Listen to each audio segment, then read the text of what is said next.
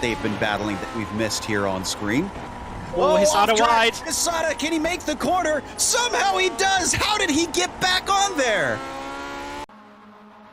That could not have been any closer. 0 as they cross the line, and now they start to scatter. They know it's for real this time, and I think that's Adams Jr., who's got a good shot, and he goes up the middle, 3 wide into Lacombe. Is he going to be able to take the lead? Yes, he's got it.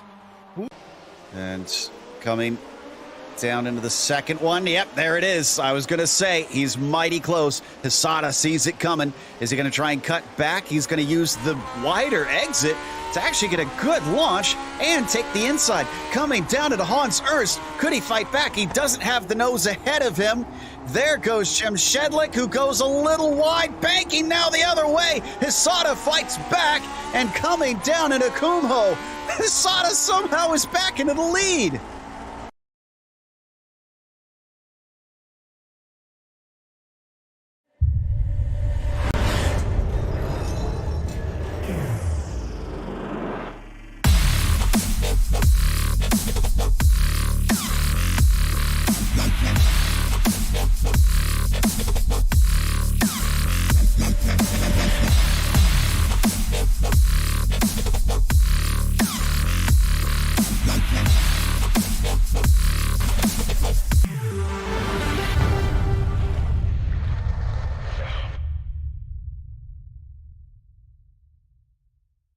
Hey there, I'm Nicholas Dubois, co-founder of Advanced SimRacing.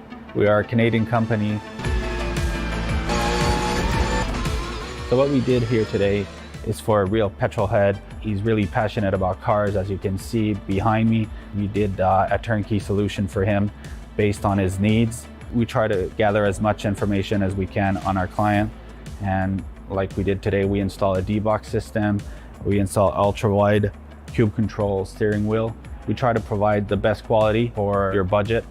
So let's say if you want a budget of 10 grand, we're gonna give you something that's the best for 10 grand. If you want 20 grand, then we always try to stay within your boundaries. We do try to make it as easy as possible. So the client, once we install everything, it's pretty much gonna be a turnkey. So he's gonna press start on his computer, and right after, we'll try to explain everything, how it goes, how it works, and then he's ready to go. Our aluminum is from USA, treated in Canada, cut in Canada. So we do sand all our aluminum piece just to make sure the powder coat sticks to it. And that's one of the reasons why we use powder coat, is to make sure you have the best aluminum finish in the industry. And our quality is beyond what you can get with any other competitors right now. We are really, really passionate about all the gear, all the cockpits, all the sim hardware, and that's why we want to create something that's really going to reflect our passion into our product. Come visit us at advancedsimracing.com. You can always reach us if you have any questions. You can call us, you can text us, you can go on Facebook, like our page, ask us questions over there, and we'll make sure to answer every questions there is. We are very passionate about what we do, and we try to make it as easier for you to go into the sim racing world, because there's a lot of gear, there's a lot of options, but let us guide you through your process, and let's hope you'll be an Advanced Sim Racing customer.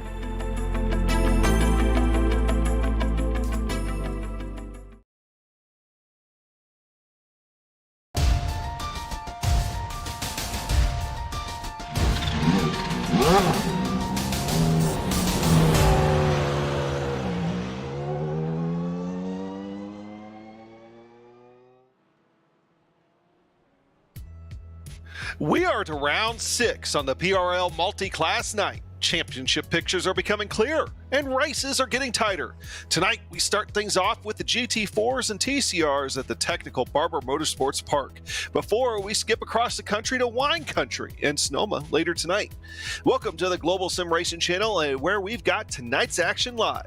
Hi, I'm Adam Young, and with me in the booth is Michael Johnson. Behind the scenes, turning the knobs and twisting the dials, is our director, Zach Johnson, and using some cameras provided by Dougie Beard.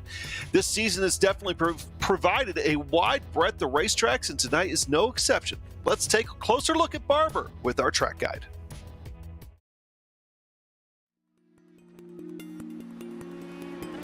Welcome to Barber Motorsports Park. Located just east of Birmingham, Alabama, this is one of the newer circuits in American road racing.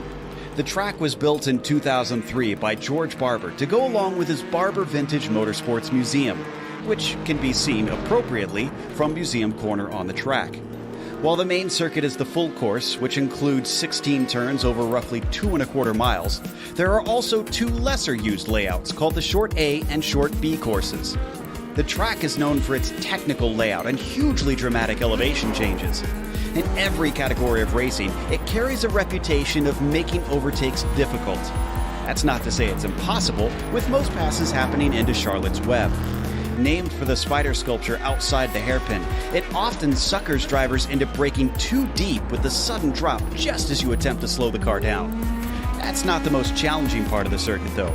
Museum Corner is reminiscent of turns like the corkscrew, with its blind entry, multiple apexes, and cliff-like plunge down a hill.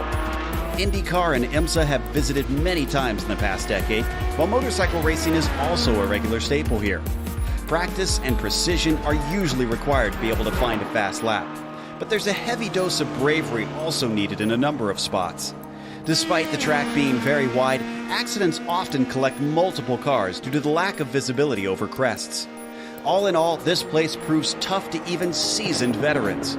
But with the hillsides and trees providing beautiful natural viewing spaces and an immaculate facility, it's no wonder fans keep showing up in droves to watch the racing here.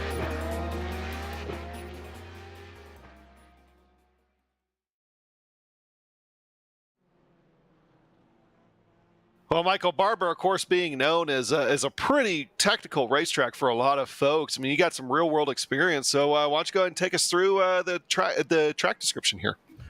Well, Barber is interestingly one of my favorite tracks in the world, partially because of the stuff that's not on the track. You've got things like the big giant spider, Charlotte, at Charlotte's Web. You've got the racing museum there. And even just driving into the facility, it's like somebody started building a golf course and went, I think I'd rather build a racetrack. So the grounds are absolutely immaculate. It is a stunningly beautiful racetrack and facility. Now, they call it 16 turns here, but I've heard people call it anywhere from 17 all the way down to about 14 turns. So you might hear us call a turn by a name that you're not quite familiar with. Everyone knows turn one is this flying sweeper down into what's often called the Alabama roller coaster, which is a huge double apex right-hander. It's actually turn two and turn three. Turn four up at the crest of the hill is setting you up for your first really good passing zone, which is breaking into Charlotte's Web. Now, coming out of Charlotte's Web, it's possible that you get a really good launch coming down to Museum Corner and could conceivably get up inside a little bit there, but it's really tough depending on how you're able to go through that sector. And then you get on the back half of the track where things get open and sweepy and just super fast, flying right up to the edge, very high speed. This track has a lot to offer. It will twist your brain around every corner and is an absolute hoot to watch. Around 2.4 miles, roughly, about 3.8 kilometers. And this is one of my favorite tracks on the planet. So I think we're about to watch some pretty amazing racing with what this track has to offer. It's always great to have folks like Michael on. I keep thinking about the GSRC commentators over the years that have had real-world racing experience, from Richie Hearn and Indy cars to Michael Johnson sports cars. It's always great.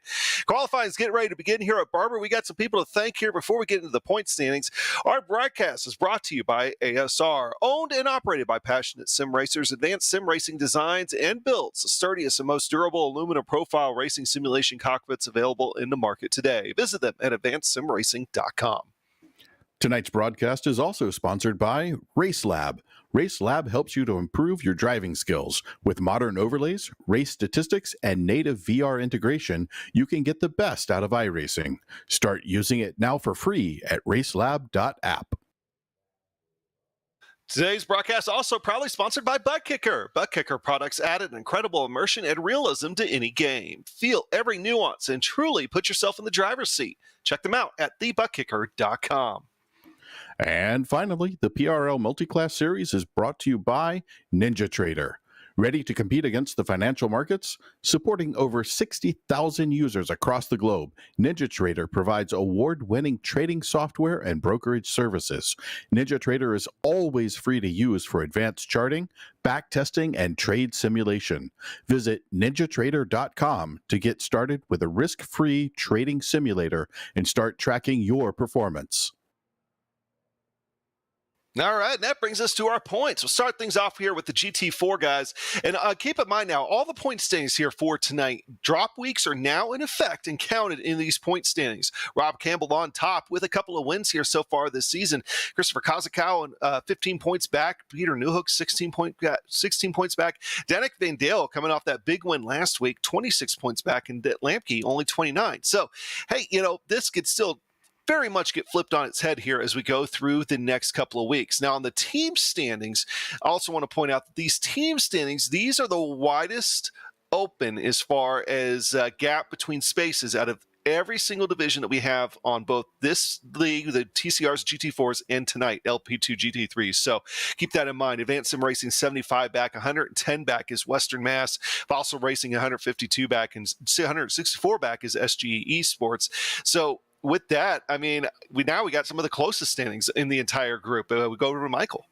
Indeed, we do. The TCR drivers absolutely going hammer and tongs with each other. We have Andrew Hardman at the top with 139s, Slava Ukraini, Britannia iSports. Remember that name because you're going to see it again 2 more times in this list. Andrew Waring is 4 points back, only 4 points. This is tight with Evolve Sim Sports.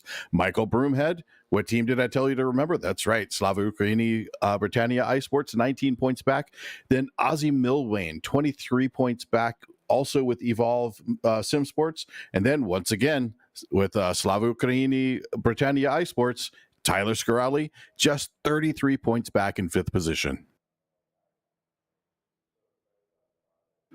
Now, at the top of the TCR team standings, well, you just heard me say it or stumble through it almost 3 times. Slava Ukraini, Britannia iSports, 320 points. Not far behind Evolve Sim Sports. Heard me say them twice. There they are in P2. Now, the next big jump, 114 back off the leader, is SJS Racing, with 4th being Gilborn Britannia Racing, 130 points back, with Flying Husky Racing, 144 points back in 5th position. Now, if you want to see tight point standings, stay tuned later on for the LMP2 team standings. We'll show you that here in, roughly about 45 minutes to an hour or so when we begin those folks over at Sonoma. But here for tonight, race details, round 6 of 10, 35-minute race on tap here. These are, of course, open setups. You get a drive-through penalty at 13x, and I'm kind of wondering if that's going to come into play here for tonight with as much as I've seen people go off here in practice and qualifying. Disqualification at 17x, and, of course, you get a bonus point where for a fast lap, a pole, or coming in at 3 incidents or less.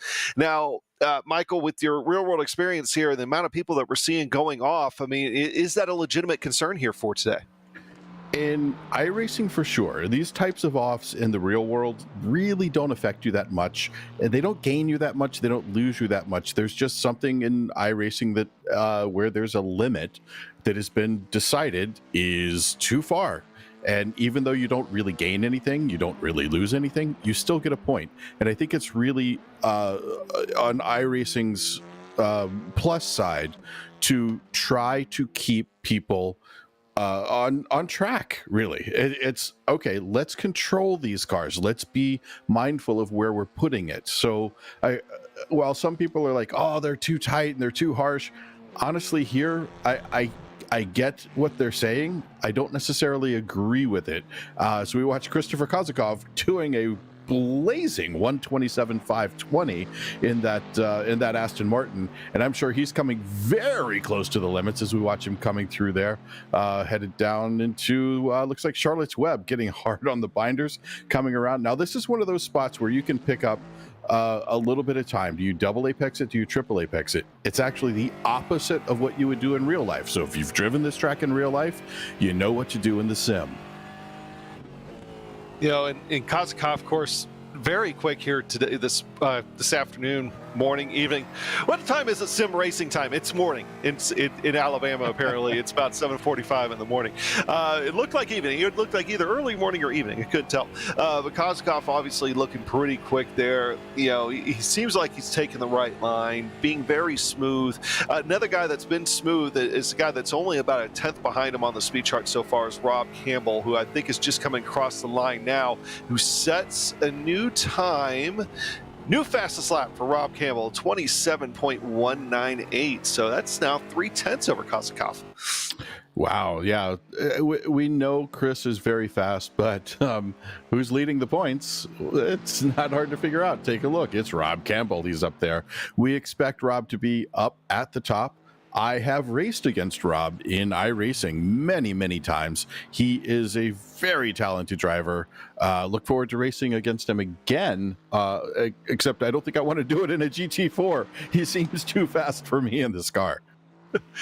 He's definitely a little bit on the quicker side. Hey, let's go and give the TCR some love. Aussie Milwain right now on his third lap with just holds a 1/1000th of a second advantage over Scarali, and looking very smooth himself. Now, with these being front-wheel drive cars, they do drive quite a bit different here, don't they?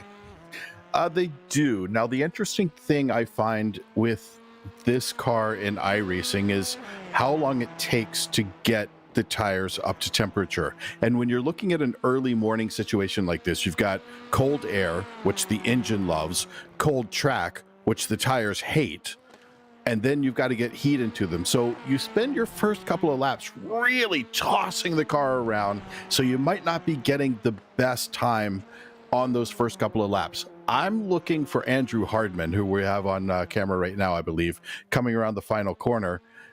He could do something with this. He looks like he's good. It's trying to make it.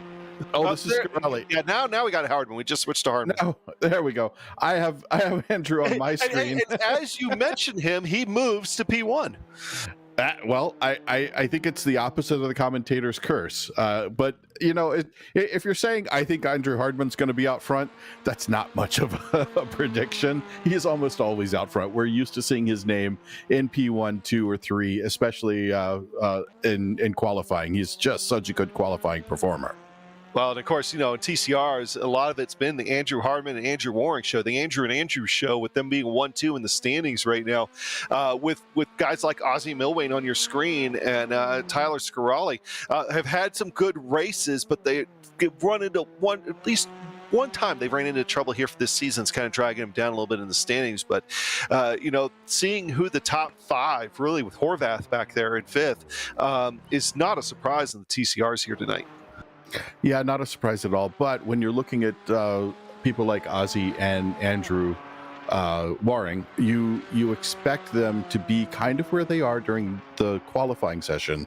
But come race time, it's all on at that point. I think they qualify like I do. I had a race the other night. I qualified in 6th place, and it was my best lap time that I had done at that track ever. And then when it came time for the race, well, I found myself in 3rd, and then a tactical error, ended up in 4th. But long races, that happens.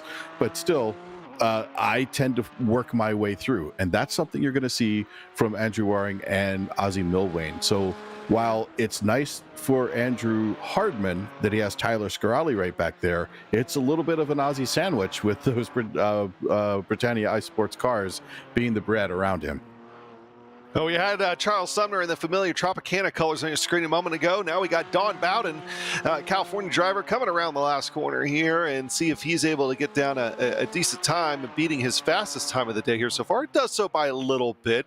Let's go back over to Charles Sumner here real quick. I think he's getting ready to come across the line. Actually, nope, there goes qualifying. Qualifying is over. So we move to the grid, and I'll grab the GT4s. We'll let Michael handle the TCRs. GT4 pole here for today today. Rob Campbell and Christopher Kozakov on the outside of him. Devin Lamke in third. Danik Vandale, coming off that win last week, is going to be in row 2.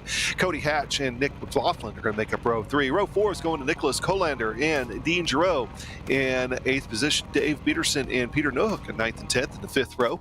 And going back behind these guys into row 6, we got Sean Mullahan and Kevin Berquist, Johnny Luna, Pierre Oliver Frechette, Skip Gandy, and Don Bowden. They're going to be in row 8. Row 9 is going to Pete Thomas and Robert Gallinotto in row 9. Row 10, Sylvian Bergeron and Mike Witt. And I think we got at least one more row. That's right. Charles Sumner wasn't able to put down a time, and Jeffrey Sabak will be starting outside of him. How about those TCRs, Michael? Well, row 1 of the TCRs, no surprise, Andrew Hardman right up front. Alongside him, Ozzie Milwane. Andrew's teammate, Tyler Scarali, is right behind him in P3 with Andrew Waring. Well, he's behind his teammate in P4. Followed by Nick Horvath, James Doherty, Phil Amaro, Brian Hoskins, Sebastian Villeneuve, and Parker Muirhead round out our top 10. So taking a look at row number 6, we have Jean-Sebastien Giroux with Joe McCauley alongside. Pete Bladen did not have a time, neither did Harland Goulbourne, who comes in 14th.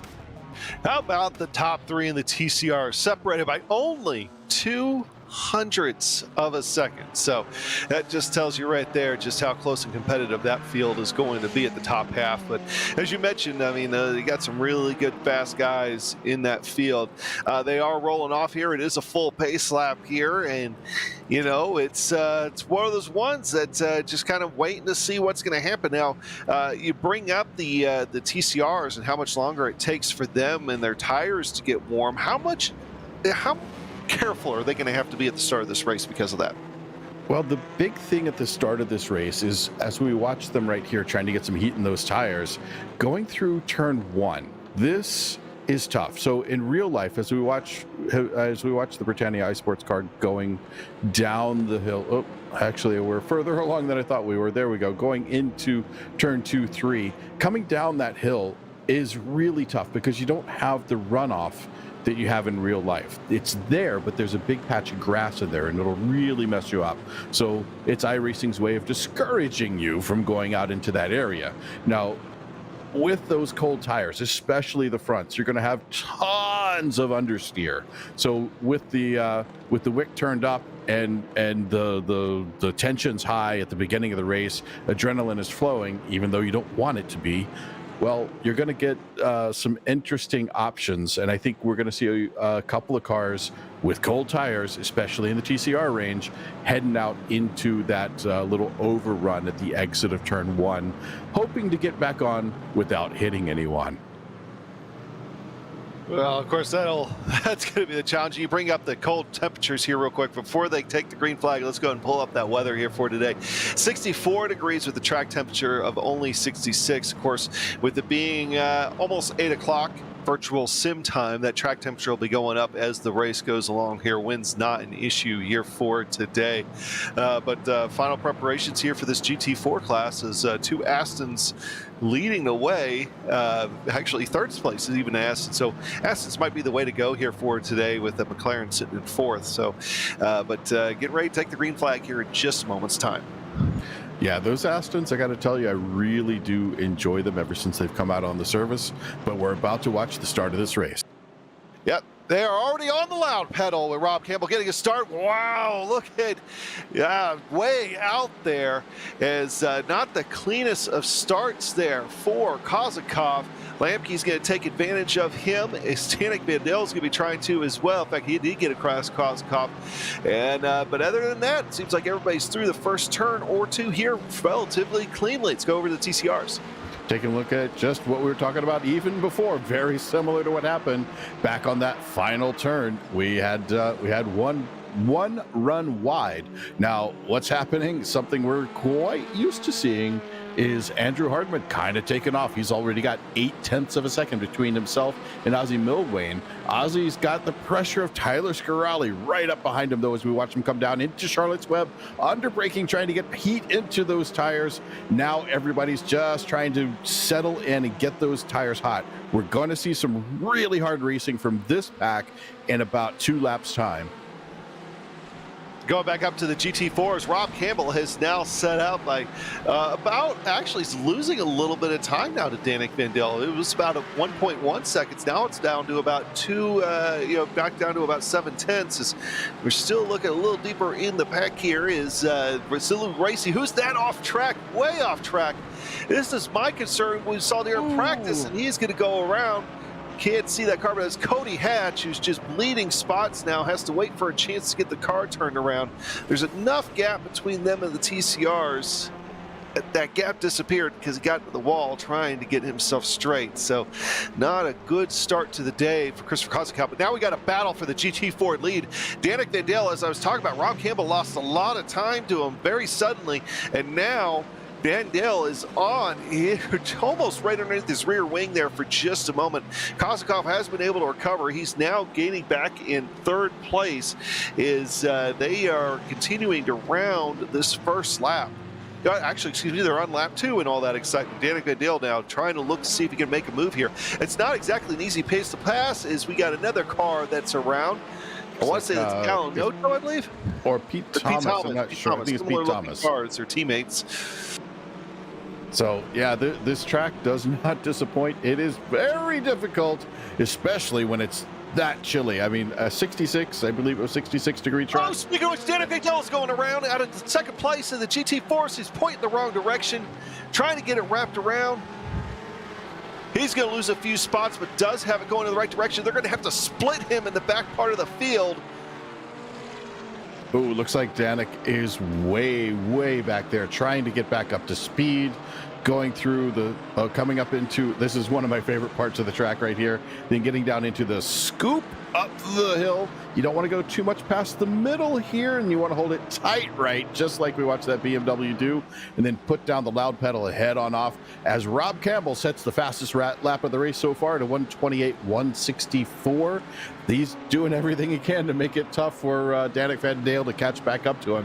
But if we go take a look back up at the front of that GT4 pack, Rob Campbell, where we were used to seeing him about a second ahead of Christopher Kozakov, and I don't think Christopher's going to let that stand for long, because he's quite a competitor. He's ready to go get it, but we got to remember there is time left in this race. We got about 32 minutes left here, so he's got time to make this happen, and I think he just kind of needs to settle in. But I think he's also trying to get close enough to where he can decide to settle in.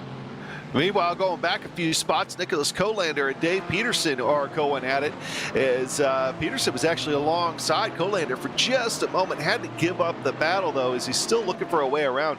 And you kind of got Peter Newhook that's back there just ready to pounce as well.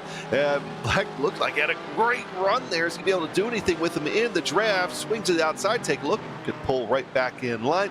Peter Newhook's one of those guys, too, that really starts to shine in the later stages of these races.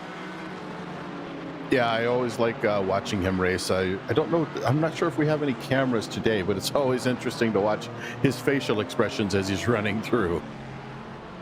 Oh, they make contact. Dave Peterson's around. Peter Newhook's around. 3-car accident.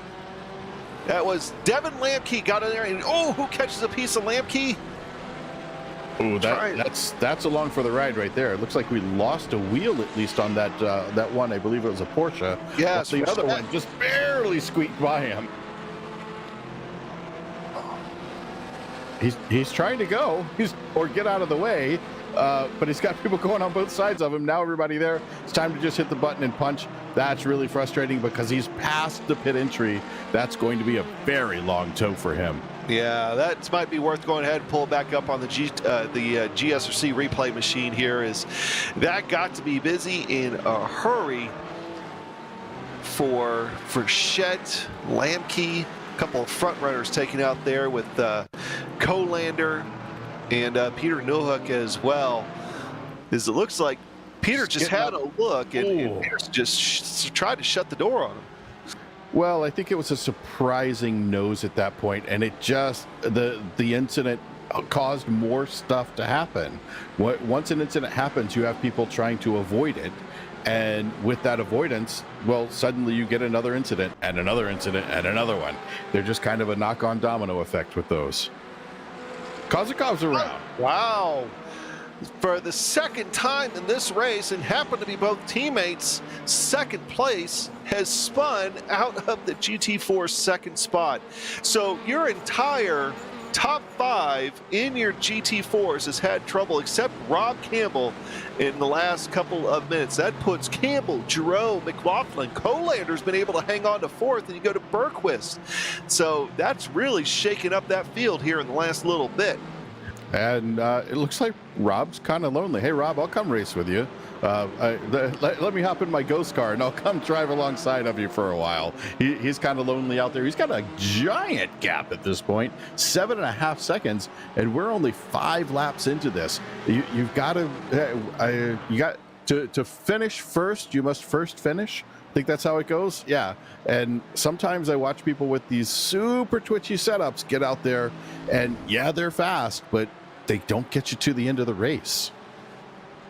Nope, and it's definitely not what the advanced sim racing teammates of Kozakov and Van Dale wanted here for today. They want to try to close a little bit on that 75-point gap to the 5.5 Motorsports guys. Not going to happen with the way things are shaking out now. Let's go get some love to the TCRs. And we got Hardman and Waring, the Andrew and Andrew show. Not really surprising there. They're out to about a second lead on each other, and they got another 4 seconds to go back to Horvath. Yeah, Horvath, but we go a little bit back from there to Phil Amaro in P5. Phil is leading this little pack of guys right now. He's got, let's see, looks like Hoskins is right behind him, only 0.7 of a second, and then another second or so to Ozzy Milwane. Ozzy's not used to being that far back, and this has just recently opened up, so I think there was a little bit of stuff going on. 30 seconds ago, these guys were all just 2 to 3 tenths apart from each other. So something happened. I think maybe somebody got a little bit wiggly and everybody kind of checked up just because they realized, hey, we've got 27 minutes left in this race. Let's not throw it away now. So smart racing all through the field. If we watch what's going on here, now we're switching back to the GT4 field. This is a good pass. Now, I did say that is one of those spots going into the museum corner where if you get your nose up in there, you don't lose that much because you're just going down the hill. That was a beautifully executed pass right there. And trying to come back on them, but it really looks like that BMW has the pace right now. I had to go back and look a little bit. We can look at Scarali. We really haven't talked a lot about him since the beginning of the race. We do have an onboard camera with him, at least in his racing room with him here for today. As you know, Scarali started this race high up in the order there for the TCRs, but on lap 3, about the same time we were looking at all the GT4 drama, he ended up getting a back end kind of come around, wanted to swap ends on him. He ended up nosing it into the wall. The front end looked a little punched in, which made me want to go look at him. And so Scarali very much on a recovery drive, but he has the pace to pull it off and at least gain a few more spots before the end of this thing here today. Yeah, and Tyler's one of those guys. We've seen him with a damaged car before, still running up at the front. So I would not expect him to stay where he is. Even with a damaged car, he tends to be able to wheel, especially one like these TCRs. These TCRs are tank. I think that's really what the T of TCR stands for. I know it's supposed to be touring car racing, but I think it's tank because these things can really take a beating. We've talked about that before, especially those LMP2s that you'll watch here for tonight. They seem to be another tank. It just seems like there's certain car classes that can take a lot of abuse. The TCRs, definitely one of them is watching now. Look at those rear brake rotors. There's a lot of rear brake in these things, aren't there? Surprisingly, no. You really want that rear end to be loose on these, and I think that's just one of the things that happens with iRacing is they make the rear brake rotors glow, but not so much on the front. These things typically, you're going to see a massive amount of front brake, like probably 60 to 70% towards the front, whereas in the GT4s, you're closer to about 53% to the front, 52 depending on what you like in your style. But for some reason, iRacing really likes to light up those rear brakes as we watch a nice pass going down the inside, getting really aggressive up into there. Nice pass. Can he hold on to it? Trying to come the rest of the way around the corner. Gets a little bit wide in the penultimate corner. Tries to put the power down to fight back, but it's of no use. That position is gone. Oh, I may have spoken too soon. Making a pass coming down into the first corner, trying to get the nose in there, and gets it chopped right off. That almost looked like Phil Amaro was just going to let Ozzie Milwane go right by, and Brian Haskins decided to go ahead and take advantage of it. And Ozzie Milwane now has just set sail on these two as he's in his own recovery drive after things that have happened at the early stages of this race for him. So, that very much looked like either Phil Amaro got loose going into that corner, or he was just going to go ahead and let him by. Back up to the GT4s, we got the BMW here. I believe that's Dean Giroux trying to hold off Nick McLaughlin, as this is the battle of the GT4 class. These two can't seem to get away from each other, but they have fallen to 10 seconds back behind Rob Campbell. Yeah, Rob is just putting on a masterclass at this point and opening this gap up. It's great to see someone I know and race with and respect do such a good job. But I got to say, Giroux and McLaughlin here putting on a good show, keeping it tight. This is a battle of the southern German states. We got a Bavarian here out of Munich, and we got a Stuttgart here in the Porsche. So it's looking like southern Germany trying to represent pretty well, even though that Aston Martin is really kind of the pride of the show today. And, and part of the reason these two are falling back is because they have been fighting a little bit. They know that unless Rob Campbell runs into some sort of trouble, whether it be lap traffic or pit stop issue, that they're not going to catch Rob Campbell. So this battle is very much for the best that they can get.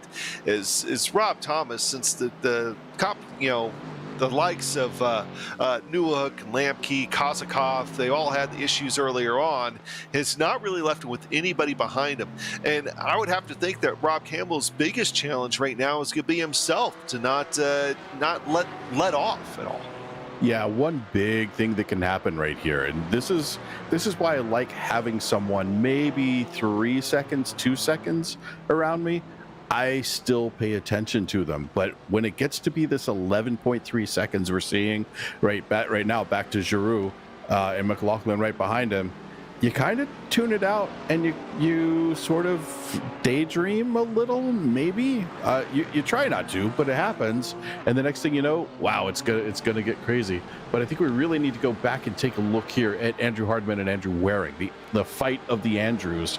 They are actually closing in on the car, the Charles Sumner right there. And what was that in the background? Yeah, that was Pete Thomas again having issues nosing that McLaren into the concrete barrier. Looks like it just got a lot of grass on exit, and I would say the front end of that McLaren's probably had better days. I mean, he already had some issues earlier on, but back to the Andrew and Andrew show in the TCR classes. They are on the back end of Charles Sumner, and right now, I think that's actually helping Andrew Hardman a little bit, trying to give him a little bit of trap, but even then, Waring is just right there all over the back of him. And this is what we were saying earlier on, is while, yeah, Andrew, the Andrew number one might have gotten the pole position, but when it comes race time, Andrew number two is going to be right up there. And sure enough, there he is. It's Hardman and Waring really going at this hammer and tongs. And I think they're kind of enjoying this gap they have. They look like they're kind of fighting, at least putting on a little bit of a show. But I've done this too. I want the crowd to enjoy it. I want the viewers to have something fun to watch. But right now, they're really trying to get down here and close up this gap on Sumner. And it must be pointed out, this is not unusual. Not even in real life. I mean, yes, this is real racing. Both Andrews go very wide on that final corner, trying to keep up with that GT4 up in front of them. I don't think it's Charles Sumner anymore. That would be the car we saw just a few minutes ago hit the wall coming out of that final corner. But this overlap, This is not unusual. This happens all the time. Your very top TCR drivers will interrace with your drivers in the GT4 class. That is normal, expected. So nothing to see here. Keep moving on as we got a nice little nose in. Look at that. And to be fair to Charles Sumner, no, that was Pete Thomas in a McLaren that wrecked a few minutes ago. Charles Sumner in the Porsche, because he's my boss on the truck series side of things, I have to get it right. He came in for the pit stop. He didn't want to interfere with the battle for these two, so I'm sure he came in for the taking advantage of the situation, just come down for his pit stop now. As Andrew Waring taking that look, Andrew Hardman thought about shutting the door, did not. Andrew Waring's going to come right back, although this could be on the outside here. He'll be able to do anything with it. Andrew Waring going to get the pass done on the outside initially. Are we going to see an over-under here? I don't think so. Andrew Waring, move him into P1 in the CCRs. And I have made that exact pass probably a dozen times, and I've had it made on me probably a dozen times. So that is a really good passing spot, very difficult to do, and there's not a lot you can do to defend it, because once the car gets right up beside you, coming into you're right at the end of that back straight, you know what's going to happen, and you just kind of have to sit back and go, all right, I know my fate. Let me figure out my plan to come back on this. As we watch him going up through turn 4, had one of my biggest wrecks in all of my racing career right there on that Armco on the left side of your screen. Yeah, Armcos don't feel too good, I imagine, sometimes. Yeah, especially when your car is going backwards at about 110. It's not fun.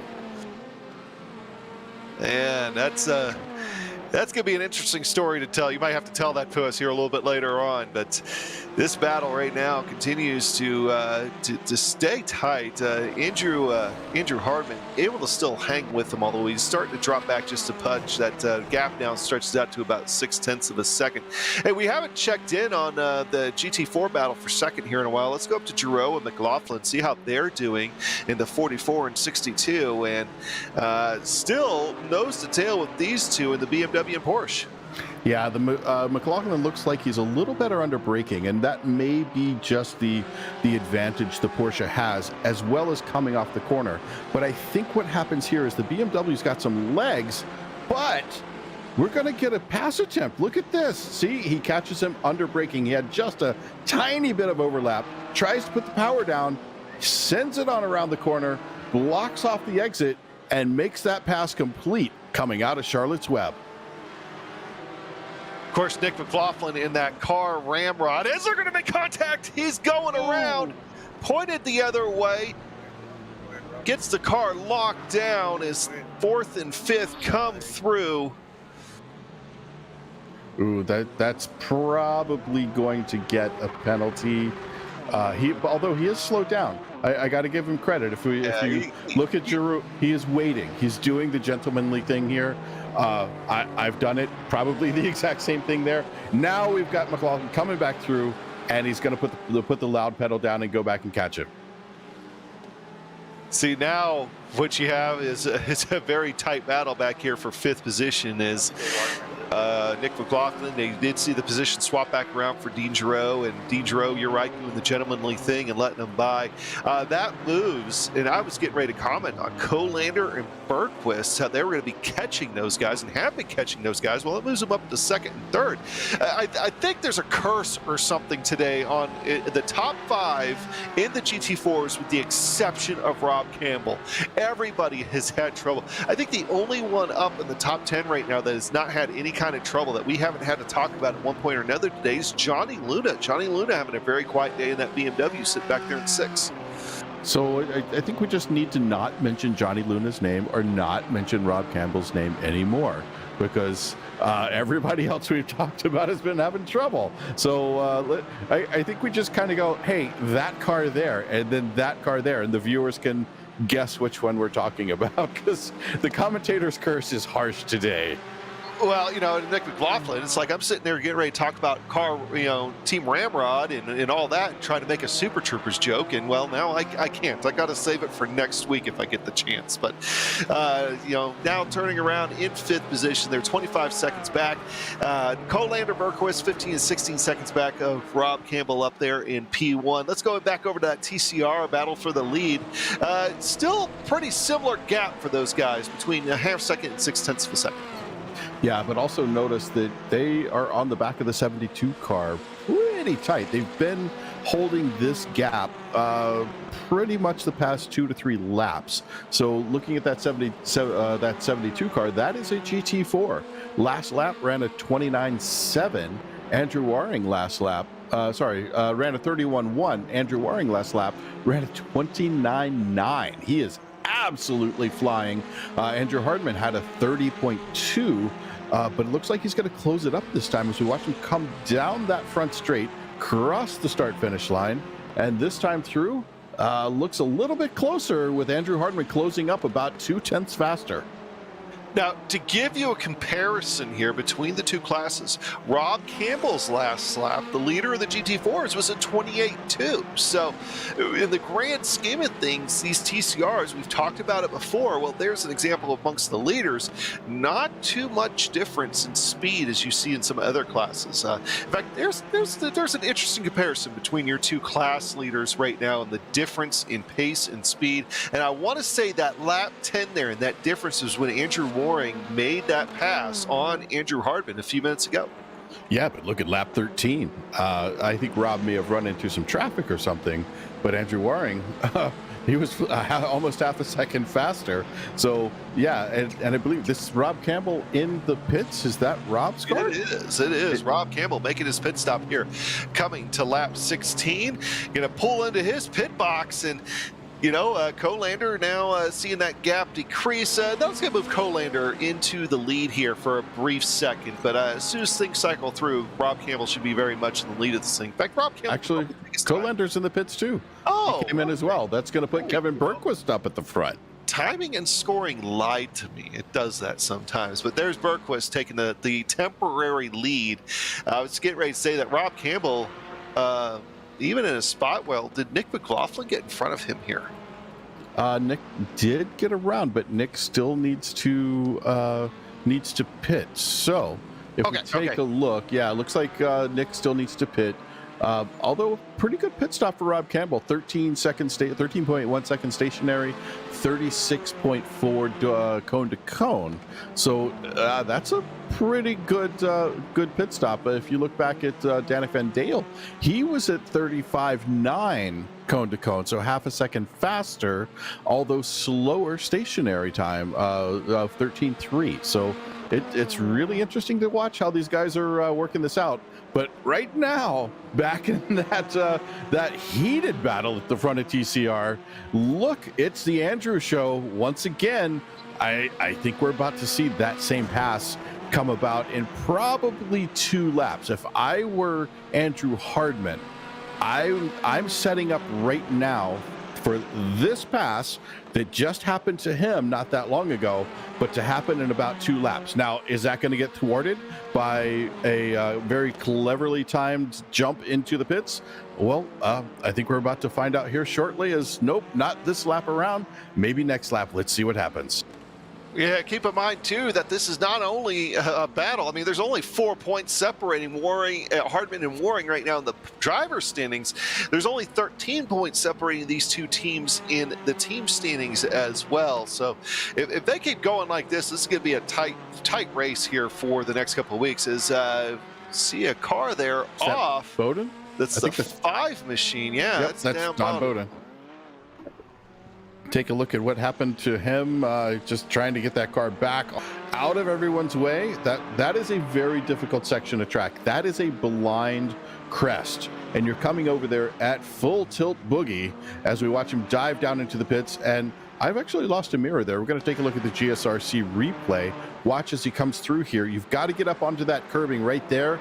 Rear end got away from him as he was trying to get on the curb instead of going, well, I've missed it, let me just reset. tried too hard to pull that car back in onto that right side curbing, and I think that that is really what set him up for that spin. Yeah, you know, and in the Wounded Warrior project machine there, he ultimately decided to just go ahead, pull into the pits, and call it a day, even though he didn't hit anything. You know, just didn't want to see red mist or anything like there, because I think red mist is pretty much your worst enemy in situations like that. And this track really lends itself to red mist because there's so much that can happen. I was in one of the what they call crap can racing, the amateur racing leagues with the really inexpensive cars, we'll say. And I was in the bottom class, but his car, what happens, he goes to make a pass on somebody. So I was in the 4th class, somebody in the 2nd class, I was actually making a pass on him going into turn 3, and he came down on top of me. And boy, did he have red mist, and it only got worse. Oh, looks like, oh, we got a pass. Looks like Andrew Hardman's going to get up on the inside, get around here. Both of them put the hammer down. Are they going to be able to hold on to this, though? What is going to happen at this point as they come down into the museum corner? It looks like Waring's going to hold on to it, but Hardman not letting it stand still. He is going hard. Where did I say he was going to pass? It was going to be right through that section. This is the same setup that happened to him. If he can just get a tiny bit of overlap right here, just tick over to that left side, can't quite pull it. So maybe it's going to be 3 laps instead of 2.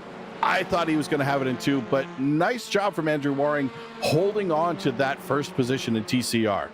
Yeah, it really seems like Andrew Waring right now has the better drive off, as they're going to go ahead and come down pit road here together, and we'll see who has the better stop. Personally, I'm hoping this battle keeps going here for the next couple, for the end of this race. I hope they come out together here. Yes, let's hope so. This is a really good battle to watch. I mean, these guys are absolutely giving us a great show, as it looks like, very close launches out of there. Andrew Hardman a tiny bit longer, actually, well, 7/10 longer to be honest, but I think Andrew Hardman had the better entry to the pits. Let's see what our cone to cone time is on this. That is what really tells the tale. And with Andrew Waring being at 31, looks like a little over 3/10 faster for Andrew Hardman. So Hardman being the victor, even though his stationary time was a little bit longer, that might play out at the end to see if somebody's trying to save fuel. Well, maybe. We'll have to see how that pans out. Although sometimes, every time I think about fuel, I get told, they're all right. Don't worry about it. But you just don't know. I'm not in the car with them. I can't tell. Hey, up front, real quick, GT4 class has cycled through. Rob Campbell has reclaimed that lead. He is up 20 seconds, almost 21 seconds over. Bergquist is making a pass there on the TCR machine. Rob Campbell just continues to be the star of the field here for today. But how about who has gotten back into 3rd? And that would be Danik Van Dale, who has been able to get into a recovery drive and has made his way back up into 3rd position there in the GT4s, and now only 0.6 of a second behind Bergquist. Yeah, doing a beautiful job, just fighting his way back through as we watch Rob Campbell here going through Charlotte's Web, getting a bit wide on the exit. But, he can afford to with 20 seconds back to Bergquist. But Van Dale is doing a beautiful job putting this drive together. Oh, let's take a look back here at the TCRs. This is the chance we were talking about. He's trying to return the favor, gets up on the inside of him, puts the power down. Can he hold on as we coming through turn 2? Not quite, but he is. We've got Hardman making it very hard on Waring, trying to put that pressure down. We might see a pass here as Waring goes defensive a little bit into Charlotte's Web, but look at that. Oh, nice positioning for Andrew Hardman. Andrew Hardman trying to get the power down as they come off the corner. Wow, this is getting tight. And for a moment there, Jeffrey Subak in that GT4 Porsche was almost providing a little bit of a pick for Andrew Hardman, trying to get around Andrew Waring. Hardman almost was able to take advantage of it, but not quite, as they continued around here. 1-2 in your TCRs. we got our wish. These guys definitely are not going to give up the ghost on their battle here anytime soon, but we do take a quick look. I want to say that is trying to see that's there it is. That's Berquist and Van Dale, as Van Dale is continuing his recovery drive in this race to try to be able to reclaim what positions he lost. I'm trying to see if he did take a pit stop. He did take a pit stop. He took it a little bit earlier than everybody else, around lap 9 and 10, I believe. Yeah, Van Dale's pretty much should be good to the end here. So this is a legitimate battle for second. Yeah, legitimate battle here. This is close. Look as he's getting up tight in here. Berquist doing a good job holding on to it. And maybe we have to cheer for Berquist because he's in the GSRC car. But I always like cheering a recovery drive too. When somebody's able to have a bad start, but really turn it around and focus forward and come back through the field, that always gets me too. So I love to see both. I love seeing the GSRC car. Keep pedaling it, man. Come on, Berquist, you can do it. But Van Dale, he's right up on him. I think we're going to see a pass here soon. Another guy that was on the recovery drive was Nicholas Kolander, who just found himself into trouble just a few minutes ago as well. So this is still the battle on the racetrack. Berquist is doing everything he can here to hold off Van Dale, although I just have a feeling that Van Dale's eventually going to get the better of him, but man, Berquist is making him work for it. Yes, he is, but I think we're about to see the pass right here as we work down the main straightaway. It looked like a little bit better for Van Dale. Yep, easy pass. Berquist not wanting to put too much of a battle into it there. Happy to have those P3 points, especially with somebody like Danik Van Dale coming through. When you see, there's certain names that you know when they get into your mirror that you can prolong it, but just don't, because you're only going to frustrate yourself, and sit behind them and enjoy the view, because they're going to probably teach you something. Danik Van Dale is one of those guys who is so good that happy to sit behind him and watch what's going on. But right now, I want to go back to this TCR battle. We got Peter Newhook in his car, but looks like 6 seconds back from there is Andrew Waring and Andrew Hardman with Skip Gandy right behind them. This little battle is really starting to heat up. Look at how close they are. They just had to fight their way through that pack. So we had two TCR cars now top of their class. These guys are no joke. They are absolutely flying here as, looks like we're going to have Gandy trying to go up the inside, then thinking the better of it, coming out of it. But that allows Andrew Waring to open up the gap just a little bit as we have a spinner at just out in front of them in that BMW. And that was Johnny Luna there on the inside. I shouldn't have said anything there. But it's also interesting to note as, there goes Skip Gandy into the wall. Back end came around in his Porsche, but Skip Gandy, Seebach, and Charles Sumner were sitting there, and they were fighting for their own position too, coming up here on this TCR lead battle for the lead. But as that happened, I mean, Andrew Hardman's lost quite a bit of ground now on Waring. It's a second back, but he's made up a second before. Can he do it again? Yeah, the Andrew show is a good one, and these guys, I think they just enjoy battling each other every time we watch them. Every single time, they are absolutely going at it, and this is a lot of fun to watch these guys on screen. They put up a really good fight. It looks like we have a DQ on the 14 car, and I'm looking to see who that is. That's Johnny Luna, I believe. That's probably due to too many incident points. He worked his way up. He was doing a nice job working through the field, but I think we said his name one too many times. Yeah, probably. Sorry, Johnny. Sorry.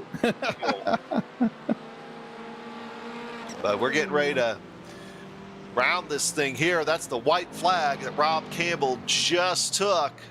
So we're going to be ending this thing here pretty quick, and with a 22-second lead over Danik Van Dale, I think he's going to go and cut off. But Van Dale has not been able to pull away from Berquist the way I thought he would. Berquist just hanging within striking distance if something happens to Van Dale here, but I don't know if he has enough time to be able to get back up underneath his rear wing. Yeah, it's going to be tough. Van Dale did a nice job getting around him, and I think really what's going on is the gearing in the Porsche doesn't lend itself as well to this track. as does that McLaren. The McLaren just has a little bit better gearing coming off these corners. Now, it's funny to say because Porsche does run an experience center here. They have a whole program that they run at this track, and it is absolutely brilliant. You get people like Hurley Haywood in the car with you telling you how to drive your Porsche fast. So Porsches do well here, and they've done well here in the past, but I think in this case it's just a gearing thing. Rob Campbell just had a heart attack moment, having to avoid Pete Thomas here on the last lap, but he does get past it. Rob Campbell now rounding the last couple of corners. There goes pit entrance. Coming down, get a little closer here to the front straightaway on the Loudhammer for the last time here for today. Rob Campbell going to be kicking home that checkered flag. Nice job, Rob. Well done, my friend. Looking for Berquist is off. Is that out of fuel, or is that, did he make contact? His rear wing, something happened. Got off into the grass, makes contact with the barrier. So that's going to move Nick McLaughlin into the podium spot. Danik Vandell gets second place. And here comes your TCR winner, Andrew Waring, pulls it out to almost 1.8 seconds over top of Andrew Hardman. He's rounded his last couple of corners. What a fantastic battle here for today between Waring and Hardman. And Waring is going to get the best of it, though, and quite possibly at the end of the day here, take home the points lead. But this tight points battle between Waring and Hardman going to continue into another week as Waring comes away with the win here at Barber Motorsports Park. And I want to note very quickly, Andrew Waring was not only first in class and Andrew Hardman second in class, they were 7th and 8th overall. So I gotta say, these guys are an absolute class act. They are amazing racers. I love watching these two drive. Well, that should be an interesting conversation when we get to him here a minute ago. Wait for the last couple of cars to cross the start-finish line. I think that's just about everybody. Tight battle here for the Horath, Daughtry, and Ozzie Milwane, as Ozzie Milwane's able to come home in 15th position. James Daughtry in 16th. That was a tight battle right there at the end. So I think we have enough now. Once we get Charles Sumner across the line here in just a moment to be able to give you the results. But Charles Sumner has had himself, he's always been right there. Talked about him a few times. It's good. He's my boss. Kind of got to talk to him about it more once in a while in the orange and green Tropicana machine there in that 98. So doing good. And Devin Lamke back there behind him. That's the red and white and blue car that you see. And these are really, Pete Landon still out there on track. Other than that, I think these guys are, in fact, wrapping up. Is a couple more corners to go. Charles Summers going to pull it in the pit lane. He's going to finish in there. And Lamke will be your final finisher here. So I think we got good enough time to go ahead and give you the results. So, all right, your GT4 winner here for today, that's going to be Rob Campbell coming home in P1. Danik Vandell in second place on that recovery drive. Nick McLaughlin, Gene Giroux, Nicholas Colander is going to round out your top 5. Sean Mullahan in 6th. Jeffrey Subak in 7th. Charles Sumner bringing him home in the 8th for a top 10. Robert Galanotto also a top 10 in 9th, and Peter Newhook in 10th after his troubles. Going back to 11th on back, Skip Gandy, we saw his contact with the wall. Sylvian Bergeron, Cody Hatch, Berquist in 14th after making that contact on the last lap there. Mike Witt in 15th, Devin Lemke in 16th, Johnny Luna in 17th, Pete Thomas in 18th, Don Bowden in 19th, Dave Peterson in 20th, and a few more GT4s, Christopher Kozakov and Frechette, where we saw their troubles. How those TCRs come out? Well, feeling really bad for that Porsche on the last lap there. I've done that. It's really heartbreaking, but top of the class in TCR, Andrew Waring. The other Andrew Hardman. Not used to saying either one of those is the other Andrew because, man, they're fast. But 23 seconds off the lead. Ozzie Milwane brings in P3. James Daugherty in 4th. Nick Horvath, P5. Phil Amaro, Sebastian Villeneuve, Brian Hoskins, Parker Muirhead, and Joe McCauley round out our top 10, with the last two being 1 lap down. In P11, Jean-Sebastien Giroux, Tyler Scarali also a lap down. Going back 3 laps, Pete Bladen, and then Harlan Goulbourne 15 laps down in P14. Yeah, not a very big TCR field here for tonight, but a very competitive race with those 14 vehicles. So definitely nothing to complain about there. But all right, we got the guys in your interview room, and we're going to go ahead and let Michael talk to Rob Campbell. Yeah, I really want to talk to Rob. So Rob, I fought for the chance to be able to say hi and interview you, because I said at the beginning that you're such a good driver and we've had so many fantastic races, but the last place I want to race you is in a GT4, because you were clearly the class of the field today. Rob, you there? That was a great warm up to you, and I can't hear you. Do you have a push button or something? Let's see if we can get Andrew Waring in here, and maybe we'll figure out what's going on with that. Adam, if you want to talk to Andrew very quickly, yeah. I'll see if I can help him out. Hey, Andrew. Wow. I mean, what a fantastic battle with you and Andrew Hardman here. Really, I mean, you guys were the class of the field between the battle between you two. Yeah, I mean, I feel like there's a couple others like Tyler and Ozzy and maybe Nick and James and maybe a couple others that could have gotten up there and battled with us. But the GT4 traffic was just such a big part of the race, right? Like, I think we got quite lucky with some of the breaks and some of the traffic we encountered. So overall, it was a fantastic race. It was probably one of the most enjoyable PRL races I've ever done. You know, the exception of kind of the GT4 traffic right there at the end, when did you know you were going to have Hardman for good? I mean, like, I didn't really know, because the GT4 traffics, they're like, I can't already remember who it was, but they're fully allowed to do that. You know, like, I think he was on the same lap as us, so there's really nothing he can do or he should do. But I was kind of like timing my moment when I was going to gut him. You know, I was taking the last corner in third, and I could just see if maybe I dropped it to second and punched it, I could bridge that quick little gap between the second last and last corner and then maybe pass him. And then I was kind of hoping Andrew would scramble to get past him, which he did, and then some more lap traffic. But that was just luck more than anything. I understand that. Andrew, anybody you'd like to thank for today's win? Just Evolve, you know, we're working hard, trying to test all of us together, me, Nick, and Ozzy. And I think with today's result, both of them finishing like 3rd and 5th, that's some good points for the teams. The Britannia boys, you know, we're kind of like a family team. You know, we share a bunch of information and stuff, and they've been more than happy to share a lot of the stuff with us. And Andrew Hardman, you know, he ran a really clean race, a smart race, and he didn't put a wheel wrong, and it was honestly one of the best races I think I've had on iRacing, and it was really enjoyable. So, and then to you guys for broadcasting and PRL for hosting.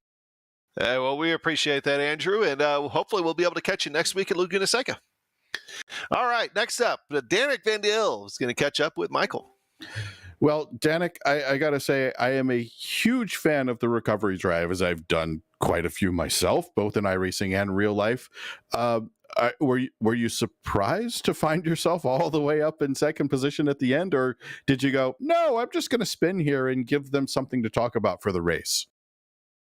Just honestly, I just buy the race after I finished working. So I came to my house, I bought the track, and I didn't have so much time. So when I lose the car, it was an accident, but I was trying to don't have some damage. After a few times, I got someone who just, it was really hard to overtake, so I decided to go to the pits and maybe to aim for the top 5. And well, I was just in the back of Kevin, so after that I see was P2, so I'm glad of my choice. Yeah, Kevin had a little bit of heartbreak there at the end. I don't know if he ran out of fuel or hit a wall or something, but that really played to your hand. Now, when you got around Kevin, he was hanging on pretty hard. You had a really nice run out of the final corner, got up inside for turn 1, and I thought you were just going to pull away. You had such a recovery through there. I thought, okay, well, he's just going to pull away. But Kevin hung on. Did you expect him to be able to hang on that well? No, but honestly, I was ready to leave him some space because it's not easy to overtake, and I like to get some respect with the other drivers. So I take a risk to go in the inside, but when I see lift on the second panel, I was like, okay, I'm safe. So I hit the brake, and I just be careful on the second turn, but I will still manage to get the P2. Well, is there anyone you have to thank for this P2 today? Well, I would like to say huge thanks to my team again, and to you guys for streaming. I forgot to tell you the last time, but I would like to say a huge thanks for your streaming. I really like it, and well, I think it's done for tonight, and we'll see you the next week, I hope. Well, as always, it's a pleasure to talk to you. Let's wish you luck for next week, but without the commentator's curse, because I think we got a little bit of that going on today, right when you spun. So no commentator's curse for next week. You're going to do a great job next week as well without a spin. But I believe now Adam has Andrew Hartman ready to talk to us. Yeah, Andrew, and as I was telling Andrew Mooring that was just a fantastic battle between you two. That looked like a lot of fun. Yeah, absolutely. It was great fun. I'm tad disappointed I didn't get the win out of it, but certainly that's what we're here to do, is have fun and battle with really good drivers, and that was certainly what we did today. Well, you're going to go into next week at Laguna Seca. I mean, I think, just judging by things, I think you're going to lose the points lead, but not by very much, to Andrew Waring. But still, I think you two are going to be the two that are going to carry this TCR field to the conclusion of the season. And what do you got to do to get that extra leg up here? Well, I think when I can't win, finishing second is a really good way to get points. I don't want to throw away a sure second place fighting for a win that's perhaps not possible. So that's, one way. Obviously, preparing harder, racing more officials, trying to get my eye in for racing someone as good as Andrew Waring. Just keeping it consistent to the end of the year. All right, Andrew, anybody you'd like to thank here today? Of course, Team Britannia, Tyler and Mike. Mike is out on a vacation right now, but we want to send our love to him while he's with his girlfriend. Of course, you guys for putting on a great show, the organizers of PRL, and my girlfriend and my family for the support. Thank you. All right, well, that was Andrew Hartman, second place finisher today in the TCR field. Let's go ahead and catch up with Michael and Nick McLaughlin.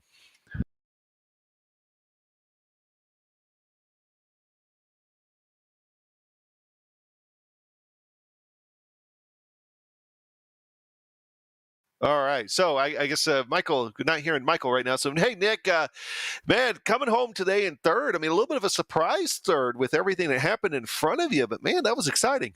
How's it going? Yeah, it was a spicy race. There was some action. Yeah, that's for sure. I mean, what was it like seeing all that out of your front windshield there?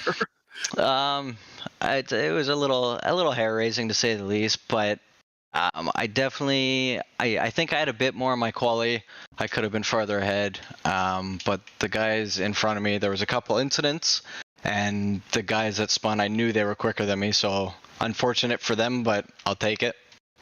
And Dean put up an extraordinary defense. I had a couple looks around him, and I couldn't make it stick. And the one that I did, we unfortunately had some contact, so it is what it is. Racing incident. All right. Well, hey, Nick, good job on the podium here today, and we'll hope to see you at Laguna Seca. Cheers, guys. Have a good one. Thanks. All right. Hey, Michael has finally caught up with Rob Campbell. We're able to drag him in here real quick before we got to go over across the country to Sonoma. Well, Rob, I said many times that I love racing with you. We've raced door to door, mirror to mirror, tons of times. But if there's any car I do not want to race against you, it's the GT4. And today showed exactly why. Yeah, thanks, MJ. We had some battles over the last year or so. I was hoping to have a good battle with Danik and Christopher. I was just kind of watching the incidents there while I was waiting to see what happened to those guys, and it's kind of unfortunate that Christopher had an incident there first couple laps, and looked like Danik was able to fight back and get a P2, so it's good for him. So it looks like if it wasn't your favorite track in the world, that this may suddenly have at least elevated in status to close to your favorite track. What are your thoughts on Barber Motorsports Park?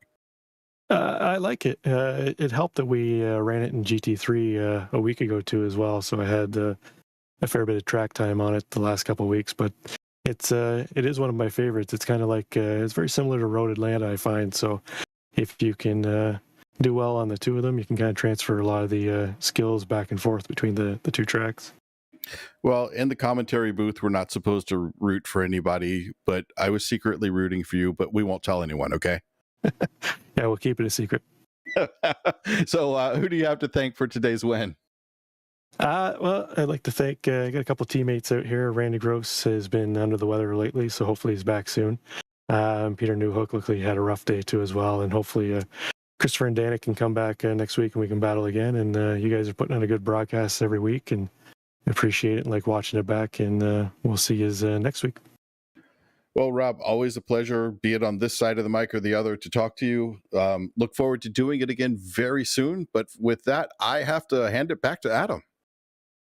Yeah, and in turn, I'm going to go ahead and hand it to a break as we go and switch gears and worry about Sonoma Raceway and the LMP2 and GT3s up next.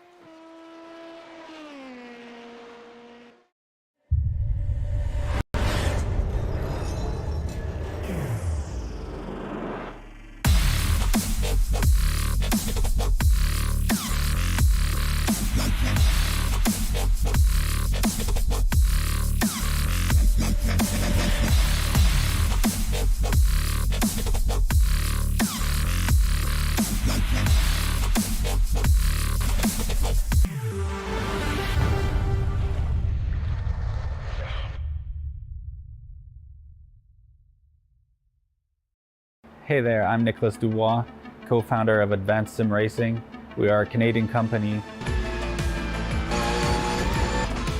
So what we did here today is for a real petrol head. He's really passionate about cars, as you can see behind me. We did a turnkey solution for him based on his needs. We try to gather as much information as we can on our client. And like we did today, we install a D-box system. We install ultra-wide cube control steering wheel. We try to provide the best quality for your budget. So let's say if you want a budget of 10 grand, we're gonna give you something that's the best for 10 grand. If you want 20 grand, then we always try to stay within your boundaries. We do try to make it as easy as possible. So the client, once we install everything, it's pretty much gonna be a turnkey. So he's gonna press start on his computer, and right after, we'll try to explain everything, how it goes, how it works, and then he's ready to go. Our aluminum is from USA, treated in Canada, cut in Canada. So we do sand all our aluminum piece just to make sure the powder coat sticks to it. And that's one of the reasons why we use powder coat, is to make sure you have the best aluminum finish in the industry. And our quality is beyond what you can get with any other competitors right now. We are really, really passionate about all the gear, all the cockpits, all the sim hardware, and that's why we want to create something that's really gonna reflect our passion into our product. Come visit us at advancedsimracing.com. You can always reach us if you have any questions. You can call us, you can text us, you can go on Facebook, like our page, ask us questions over there, and we'll make sure to answer every questions there is. We are very passionate about what we do, and we try to make it as easier for you to go into the sim racing world, because there's a lot of gear, there's a lot of options, but let us guide you through your process, and let's hope you'll be an Advanced Sim Racing customer.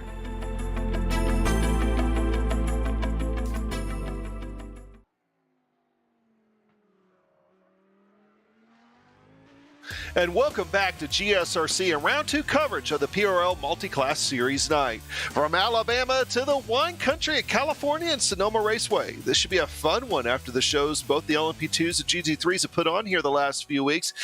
Michael, Sonoma, another technical track for a lot of these guys, especially since we're running that long configuration.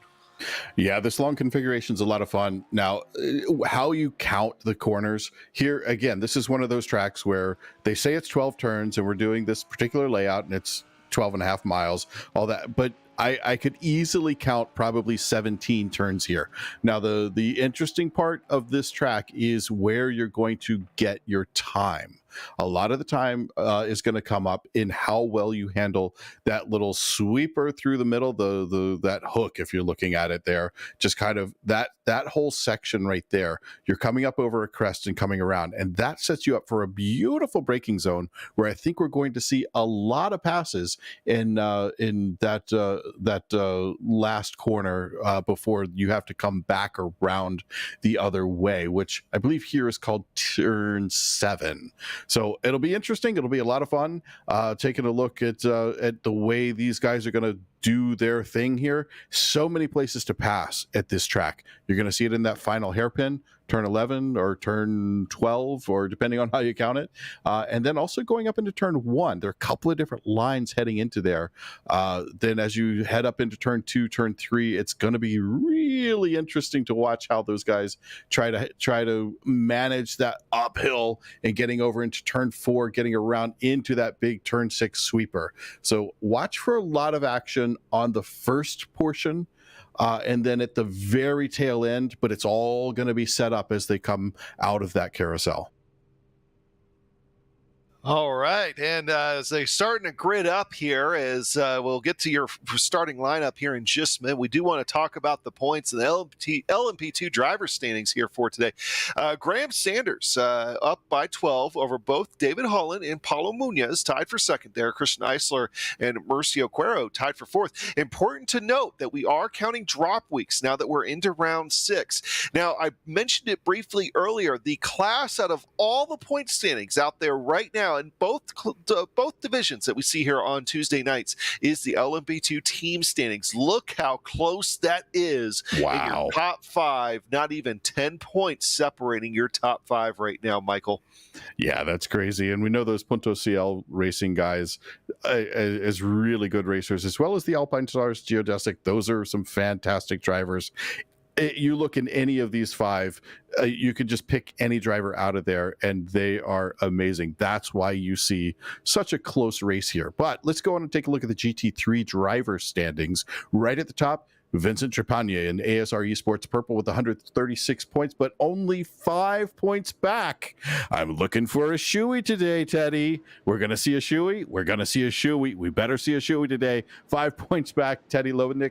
And then it's Carlos Vila right back, another 5 points back. Still very close. J.R. Williams, 27 points back with SRTE Blue. And Alexandre Breton is 33 points back in P5. Now for the teams, as these guys roll off here to make their pace lap. ASR Esports Purple is at the top of it with 276 points. 35 points back from there is the Cyan team of ASR Esports. SRTE Blue is 49 points back off the leaders, with Alpine Stars Geodesic Racing 124 points back, and Vector by RSR. That's you, Teddy. Come on. I want the shoey today, my friend. 145 points back in 5th place. All right, race details about the same as they've been all season. We're running round 6 of 10. This is a 45-minute race. Hey, let's go and get to that starting lineup.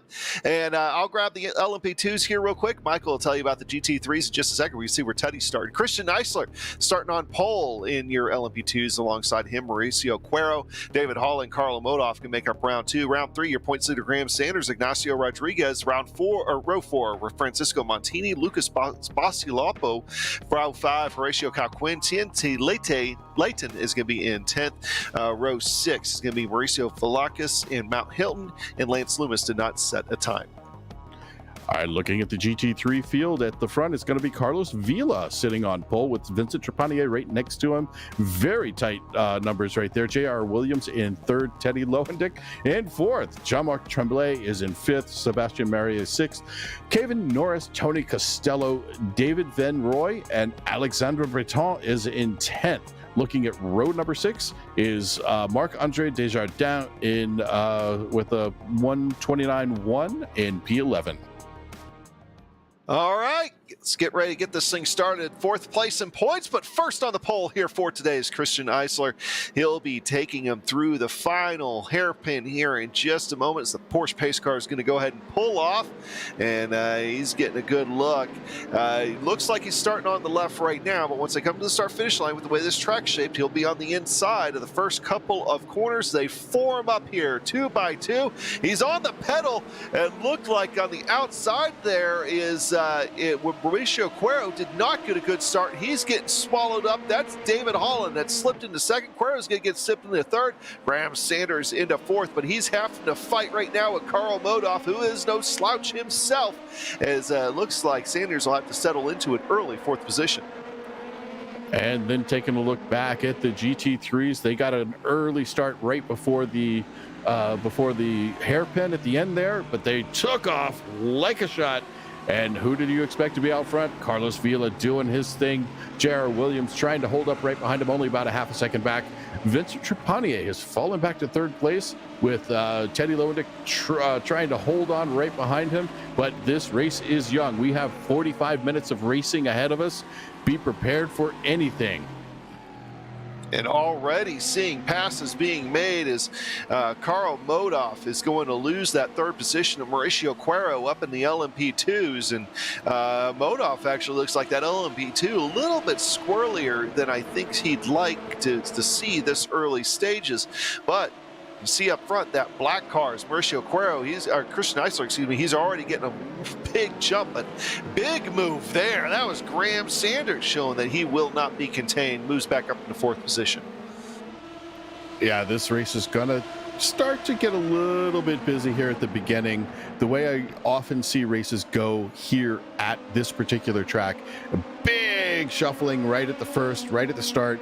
You got guys who qualify really well, and then you got guys like me who race better than they qualify, and you end up having a little bit of a shuffle that goes on. Then things settle down for a while. We get through our pit rotations, and then the real race is on right there at the end. All right, back to your GT3s. Carlos Villa is sitting up there in the lead of your GT3s, still behind him, though. That's what they start to tighten up, just how they are in LMP2s, as J.R. Williams has settled into second. Vincent Trepanier behind him, and then old Teddy Lowendick is behind him, sitting in 4th position in class. And then you got to go a little ways back. You find Sebastian Murray, or actually, we'll look at Ted Lowendick here. What is he eating today? So we were asking him if he was going to have like some Sonoma wine. That does not look like wine, and you shouldn't have it before you race. It does look like he has cheese, though. How does that fit with? Oh, I guess wine and cheese. Yeah. Okay, I got it. Yeah, that worked.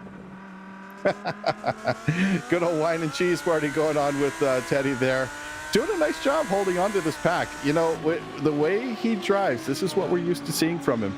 Kind of sitting back in the catbird seat, and then he takes off as Dave Holland takes the fastest lap at a 1:19.8, really flying for early in the race.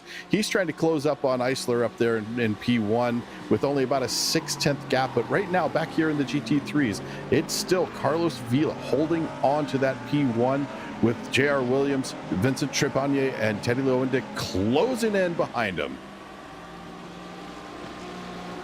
Yeah, just sitting there, just trying to bide his time right now, but also trying to keep Carlos in his windshield as Carlos continues to be the star of the field, but still not really able to pull away so far from J.R. Williams. As J.R. Williams is able to close up a little bit in the corners, kind of getting a better entry where Carlos Vila really kind of getting a better exit. In my experience, the AMG really has legs in iRacing. When it comes time to get on the straightaway and put the power down, even if it's just like on the back section of the track here where it kind of meanders back and forth a little bit, the legs on that car and the downforce it has, it's able to just pull away.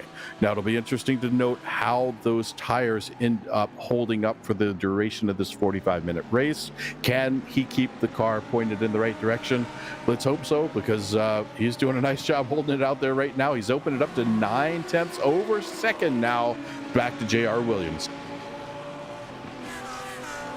J.R. Williams still right there hanging on. While that's going on, Vincent Trepanier has been able to catch up a little bit. Hey, let's go back up to the LMP2s here. Is Graham Sanders almost has his hands full right now there with Modoff. Just lost a spot again. So move Modoff back up into 5th position. Graham Sanders back to 4th. Graham Sanders is another one of those ones, though, that it really, we talked a little bit about it earlier on when we were over at Barber with the TCR's GZ4s, but Graham Sanders really seems to come on in the second half of these races.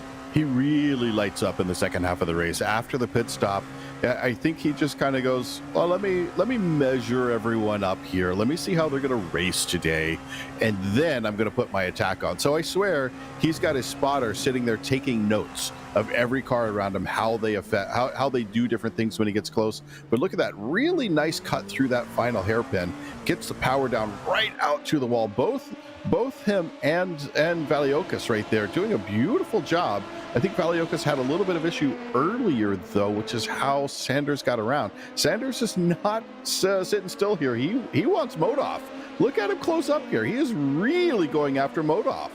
Yeah, they've already traded the positions twice so far, even in this young race. We're only 6 minutes into this thing, and Graham Sanders wants it back.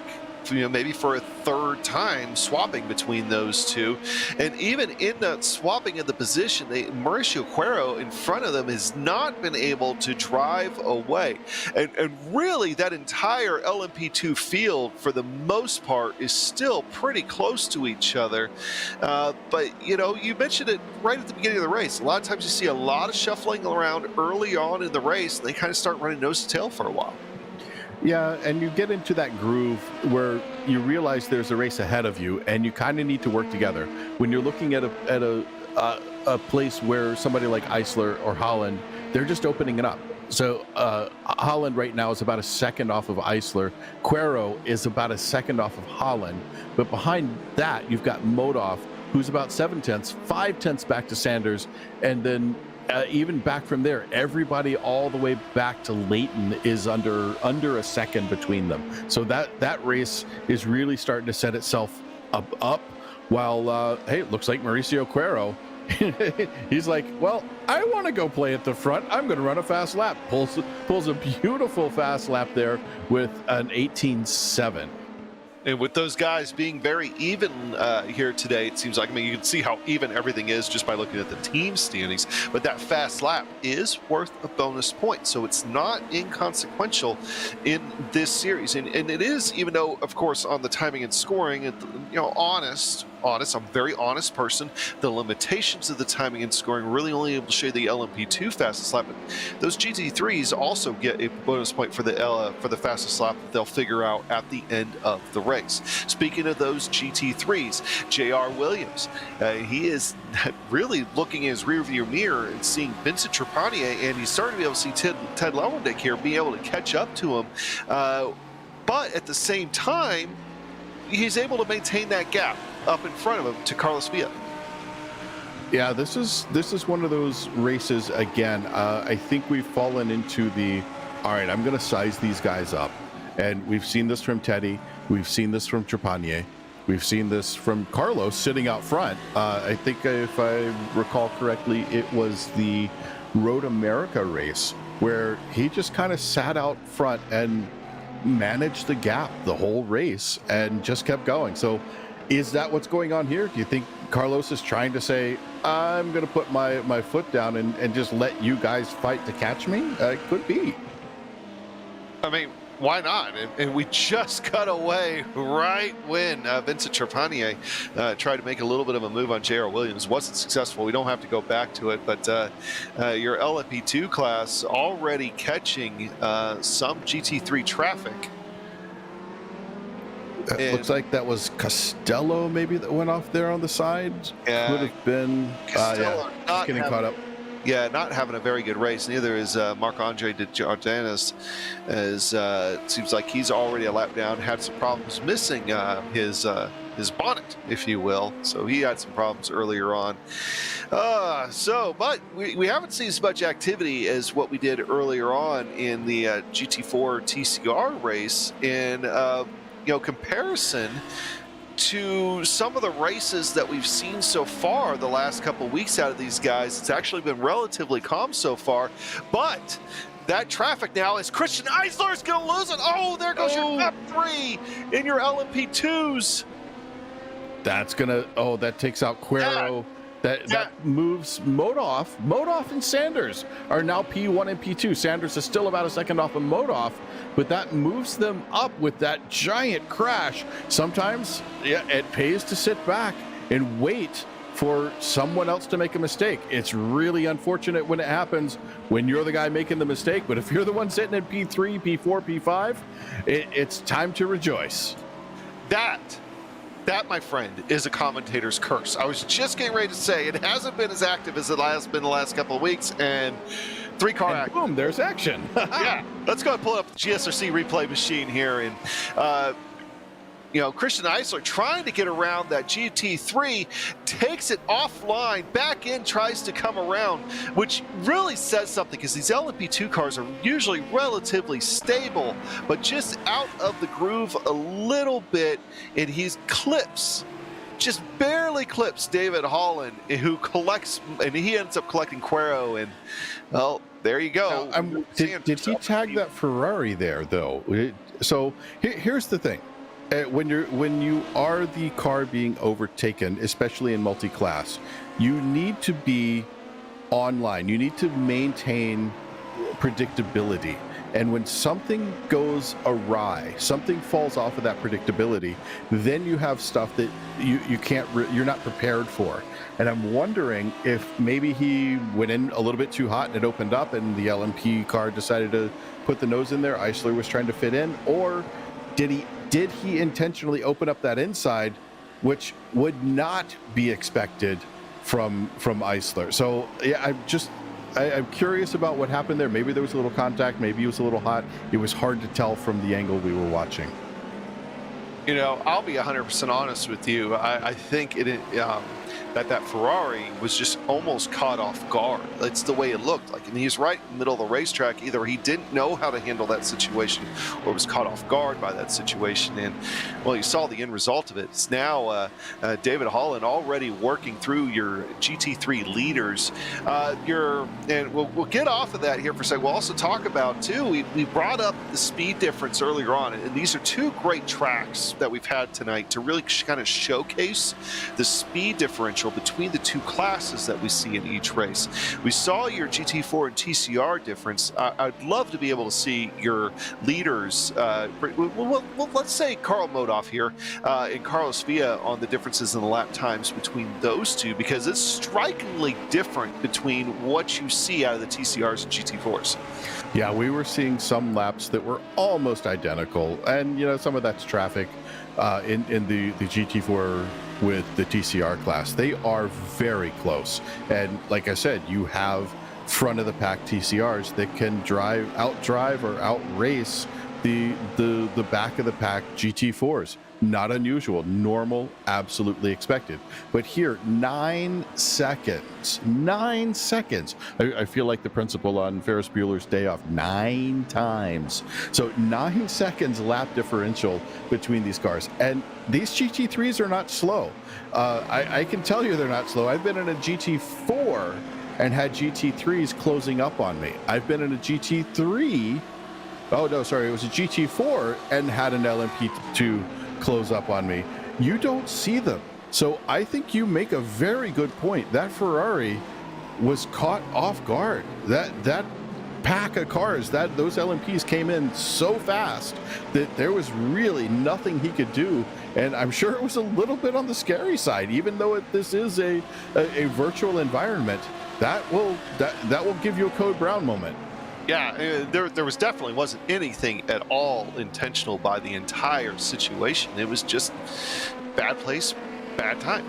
But now what we get is a very, very interesting LMP2 race with Graham Sanders having to chase down Carl Modoff. And, you look, and now all of a sudden you've got, Lucas Bacilapo, who started in 8th, is now up to 3rd, and Christian Eisler is going to have to go on a recovery drive, if you will, along with David Holland. I mean, this race is far from over. We still got over a half hour to go as we're looking at the 55 there. That's Sebastian Merrier. That's the second time I've seen him around. So not having the greatest of days, even though he's been able so far to hold on to 5th place in the GT3s, although he's going to lose it here this time. Maybe he's going to lose 5th for sure. Maybe 6th on more contact. Didn't see who that was, but 6th is getting around him again. Or excuse me, he falls back to 7th. Is John-Marc Tremblay, who has had his own problems here for today.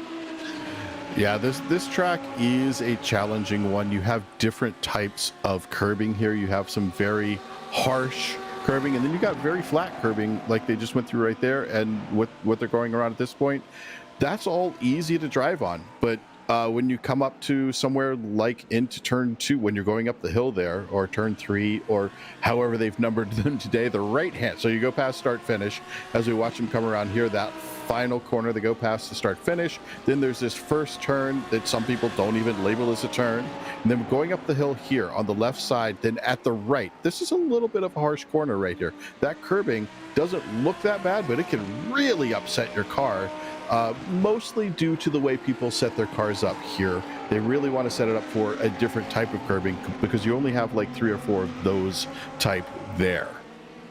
See, and some of the Cup Series cars that I've ran here before, that turn 1, turn 2, essentially, that first right-hander, we'll put it like that,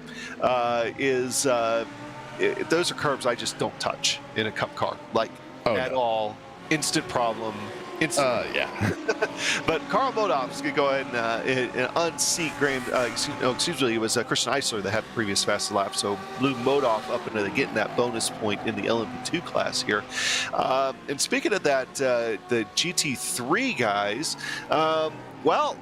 just as I'm getting ready to bring it up, the gap actually increases. J.R. Williams in 2nd place in your GT3s actually had that closed down to about 0.7 of a second on Carlos Villa. So now what we're left with here is a tight battle with J.R., Trepanier, and Lauendick. Yeah, these guys, this had opened up and there was over a second between them, and I think that was mostly due to traffic. So I'm watching them on my side screen, so we have what everybody sees in the broadcast, but so we can have a secret eye and know what's happening and be able to say, oh, well, this is going on over here. I have another screen, we have another screen that we watch to see these other bits of the race. And that has closed right back up. They were open as far as like a second and a half for a bit there, but look at this. Look at Teddy. Teddy wants another shoey. I want another shoey. Teddy wants another shoey. He's trying for it, and he's really doing a good job closing up the gap here. This could be a chance for him to get around, but is he going to be able to catch Villa? I think it's going to be a lot of what goes on during the pit rotation. If he can make this car sip fuel for now, then he'll take on less fuel later. And now we have the number 66 without a nose. That you need a nose on those cars. There's no way to make a fast lap on one of those LMP cars. That's going to be Lance Loomis coming into this very long pit road. Wow. Well, go ahead and pull that up on the GSRC replay machine. I'm trying to see who he hit. Marius Velakis had problems. Yeah, Valiokis goes around and then, just tags him. Bam! Right there. Oh, yeah. Whew. I am glad that was not real life. Real life, that would be a clear red flag. They would stop the race for that. But fortunately, in the sim world, nobody's getting hurt unless they have one of those super powerful direct drive wheelbases. And let's take a look as a car comes across. No, you just can't see. There's nothing to see there. That happened to me in the IMSA Invitational race about a year ago at Road Atlanta, going through turn 3, Road Atlanta. Another LMP I was in 3rd, he was in 2nd, and he turned sideways in there, and I caught him just like that. Couldn't see him. And that just hurts when you hit an almost stopped car like that, I'm sure. That just almost takes the wind out of you. Oh yeah, you gasp. You definitely gasp because you're used to being in a real car, and if you're like me and you race in VR, that it's real. It feels real. I pull my hands back. So if you ever watch a real life race where somebody is hitting a wall or hitting another car, you watch the driver. We remove our hands from the steering wheel and grab our shoulder harnesses. That's so we don't break our thumbs off because of the impact. So the idea there is the wheel's going to get twisted and moved around in all kinds of different directions. You don't want your hands on it. So I do that even in the sim. I still do that because I have one of those direct drive, and they are pretty harsh too. They can they can hurt. I think of a former teammate of mine in the PRL trucks. This is only going back about 2 or 3 years ago. He got involved in an accident in Texas, a race broadcasted by GSRC. For whatever reason, he was trying to get to his shutoff switch on his direct drive wheel, was reaching his hand through the wheel when he got hit and broke his arm. That hurts. He was out at SimRacing and actually real life racing. He did a lot of real life racing too. He was out for a little while with a broken arm from a direct drive wheel. So taking your hands off the wheel. Good advice in sim racing and in real life racing. Ooh, that's a nice attempt there. That little pack, they are going at it. That's Williams, Trepanier, and Lowendick really trying to give us a good show here as we watch him closing up on this little pack. Is he going to be able to get around? This is nice. So J.R. Williams is doing a nice job holding off Vincent Trepanier. So Trepanier is trying to close this up. He's only about 3/10 off of him. But look at Carlos Vila sitting there. It's almost like he's on a Sunday drive, letting those guys battle it out. Yeah, you guys use your fuel up, because I got a gas hog here. This thing sucks fuel. It's really fast on the straightaways, but I'm going to let you guys fight, and I'm just going to save some fuel for a while. And starting to see some of the GT3s in the back half of the field start to make their pit stops. So I wouldn't be surprised if the top half of the field starts to make them here before too long, as we are approaching halfway here at tonight's PRL Multiclass Series LMP2 GT3 class race at Sonoma. And next week, for both classes, we don't have to change tracks next week, Michael. We're going to be at Laguna Seca for both classes. It'll be a short trip down the coast for these guys, but a long trip across the country virtually for the other guys. And I love that track for years, for decades. That was my favorite track in the United States. I loved it. I still love it. But right now it's my number 2 track. Number 1, well, it's just the other side of town from me. I live in Austin, Texas. You get one guess what track it is right across the city from me here in Austin. Yeah, and it could be because we talked about it before, Kodo being one of my favorite tracks too. And I got to thank Joe Peak for filling in for me last week with had some things going on. So, and I really, really wanted to be at that race and call that race for these guys, but I just had to take care of some other things. As Ted Lowendick is your first of your GT3 frontrunners to go ahead and take the pit road in that blue Vector machine and that Audi, searching for his pit box there. Carl Modoff there on your screen. Actually, it wasn't Carl Modoff. That was trying to see who that was that we had up there for a minute. Looks like trying to get my bearings straight here. It's hard to see the card numbers sometimes. Yeah, David Holland. David Holland is the same color. That's what is confusing. David Holland is. It seems like a lot of those guys that were involved in that accident a few laps ago. They don't have the same speed. And we keep talking about these LMP2 cars are built like tanks, but at this very aerodynamic, dependent track, and, you wouldn't think of it as being aerodynamic dependent, but it is. You get a little bit of damage, it really starts to kill your top end speed. Oh yeah, you get a lot of drag on there, or you're just not able to put the power down because something got twisted. It makes it really difficult as we watch just sliding through there. Nicely done from both classes. Clear communication by the positioning of the car. Well done from Carlos. Well done from, I think that was that Modoff going through? No, that might have been. It was either Modoff or Holland. I'm not sure. Oh, looks like Carlos is going in. Now we're going to see what happens because Teddy is out on track right now. We've got Lowendick still in P5. He has already left the pits, and he is going around that double right-hand turn 7, trying to catch up to these guys. This will be interesting. Watch him as he works his way through the S's here, really letting that car stretch its legs. Comes around here. Let's watch him set up for this very fast right-hander. Coming up to that final corner, takes it all Oh, no, he could have gone a little bit quicker there, but I think he's trying to hold on just a little bit for later. Heavy into the brakes, holds it tight through the hairpin, gets the power down all the way out to the wall. Man, Teddy, you're really trying to get us excited about that shoey today, aren't you, man? Yeah, and you can see. And that is that he's going to for position here. Oh, just outbrakes himself a little bit. Oh, and has to wipe the sweat off. Well, we'll just say it was sweat he was wiping there. We'll say it was sweat. We'll give him the benefit of the doubt there.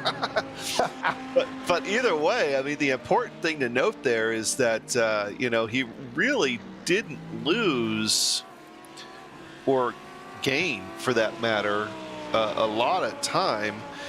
Carlos Villa is the one I think is the big winner on pit road. I mean, he really kind of got out there. Now, I hate mentioning it because, as we talked about in the race before, it's like every time I mention it, it's not really an issue. Did Carlos Villa take enough fuel? Because you're right, the Mercedes is a gas hog, and he seems like he jumped out to a pretty healthy 4-second lead between him and Trepanier, and now probably cycle through once J.R. Williams comes down pit road. Yeah, and I love driving the AMG, and one of my real life clients has an AMG that I think I'll be coaching him this weekend, at least on Friday and Saturday. So I love the car. It is an absolute blast to drive, and I even love it in the sim. But in the sim, it really does suck fuel faster than any other GT3 car that I drive. Well, we'll see. I mean, it's probably nothing, but something we'll, of course, be keeping our eye on is that's the LMP2 machine there of Matt Hilton, who, I mean, in 7th, he hasn't really been able to take advantage too much of the trouble in front of him. Better than the fact he started in 12th, he's up 5 positions. But he's had a quiet day, and with as explosive as things got about 15 minutes ago, 10-15 minutes ago, the fact that we haven't really talked at all about Matt Hilton today is a good thing for Matt Hilton. Yes, it is. And he's got a big gap in front of him, about 25 seconds in front of him. But behind him, it's also a big gap. Not 25 seconds, but a little over 4 to 4.5 seconds back to Ignacio Rodriguez. So he's kind of got his alone time, if you will, and he can just put the hammer down and drive to the finish. You still get points for 7th place. It's not a bad place to be, and I think he's kind of happy to be here. And he's just waiting for another big mistake to happen so that he can move up. And because with the time left we have a little under 18 minutes left in this race. It's going to be hard to make up 25 seconds. However, I will say, last night, when I was racing, I had a 13-second gap with 16 minutes left, and I was all but written off by the announcers, but that's okay. I still love them. They're still friends. We're all good. But I made up a lot of time that I think surprised them and actually got me a lot of airtime. So I want a lot of airtime for Matt Hilton. I want to see him, after this pit rotation, really turn up the wick and close up a gap. Well, we'll see what happens. Pit roads stops here for these LMP2s should be happening in relatively short order, maybe about the next 5 minutes or so here for these guys. But that gap is pretty large there between Modoff and Sanders, and from Sanders back to Boston. Oh no, that's Teddy. Oh, gotta go see what happened here with Teddy, who was slow there for a moment. Looked like he got a little bit too much and went off. Let's take a look at the GSRC replay here. Watching Teddy come through. Gets a little bit wide. Yeah, there you go. Just got a little bit too much of the dirt on the exit of that corner. That's going to be, let's just call it turn 6. I'm not sure how the numbering's going today, but we'll call that turn 6. But yeah, that'll catch you out every time. Now Teddy's got a big job ahead of him. Ooh. That's not good either. Oh, and we come back together, and almost contact. That was close. But that Audi R8 trying to do its best, Pro 4 truck impression, and doesn't really work for a car that small. Well, Audi is known for their performance in the World Rally Championship. If you think back to like the 80s and 90s, Quattros. They were really good then. But can't forget the old Quattros on that one. Before they were sports car racing. Well, there was sports car racing, but actually, I watched those Quattros a lot more than I watched sports car racing back then, because I really appreciated and learned a lot by watching those folks do that. As we watch Graham Sanders here, I believe we were just taking a look at him going down, and that's Teddy getting hassled a little bit by, looks like that's going to be Modoff. Yeah, I think that was Modoff there, trying to work his way through and doing okay, not upsetting Teddy's position too much, but Teddy's got a job ahead of him. He is under 8 seconds now to Trepanier, but that's a lot of time to make up, especially considering they've both been through their pit stop rotations. And more pit stops will continue on here as looks like someone's missing their hood. I wonder if that was J.R. Williams. Oh, J.R. Williams is in. Body work. I think we may have missed something. J.R. Williams, he's pitting, coming through. Oh, no, it's just Ferrari and the way the paint scheme is made me think he was missing something critical up front. He is not. Yeah. He is fine. That's just, yeah, we have old eyes we can't see anymore. Trepanier right behind him actually has a little bit of an off. Carl Modoff has to get around him, and Carl Modoff will be getting around J.R. Williams here in just a second as well. And it looks like, I don't think we're getting a shoey today. It doesn't look good. 7.5 seconds back for Teddy Lewindick. He's trying to close this up, and he's got Caven Norris right on his tail. Caven wants to have a piece of this. He's like, I've had enough of these shoeys. That's weird. You guys can't do any more shoeys, so I'm going to try to pass. But, I think Teddy's got something to say about that. But Teddy needs to close up those 7.5 seconds if he wants to get up to be at least on the podium. Now, we were talking about fuel a few minutes ago, and I got to bring it up. And once again, probably nothing. But Carlos Villa at one point did have a 4-second lead over top of Williams and Trepanier. And that has closed down. Is Carlos Villa trying to do a little bit of fuel saving to make up for his extremely fast pit time? It's just something to think about. Well, his stationary time was only 11.8, or it was as high as 11.8. J.R. Williams behind him was only 10.5. And if you get back to Teddy at 11.9 and Trepanier, 13.4 stationary time, the majority of that's going to be the fueling. These guys aren't taking tires for this race. As we watch Vila coming around, trying to pass, get around. Oh, still making it a little bit difficult. Back mark, is that? No, that's not a back marker. That's for Hernandez makes contact with him. He is missing something from the front end of his Ferrari. And wow, being almost a roadblock there. Now your entire top three of your LMP, of your GT3s are now all together with the back marker, even a little bit of contact there between Trepanier and J.R. Williams. This is getting to be interesting because it looks like Carlos got tied up with some traffic, and I'm trying to take a look around his car to make sure that he doesn't have any damage. But you may be right. He could be trying to hold on to some fuel because that car does drink fuel so much that he just kind of needed to back off a little bit. But man, breathing down his neck, Vincent Trepanier right up there in the 87, doing a wonderful job, but he's got an LMP2 right on his tail trying to mess things up for him, but the LMP2 takes a dive into the pit lane. Wow. Only to be replaced by another LMP2 in the form of Francisco Montini. And the LMP2 traffic has actually broken up that J.R. Williams and Vincent Trepanier battle, as J.R. Williams has kind of lost touch of the Carlos Villa and Vincent Trepanier. Is Trepanier now, he's literally right there on Carlos Villa. Carlos Villa slips up once, we're going to have a change for the lead.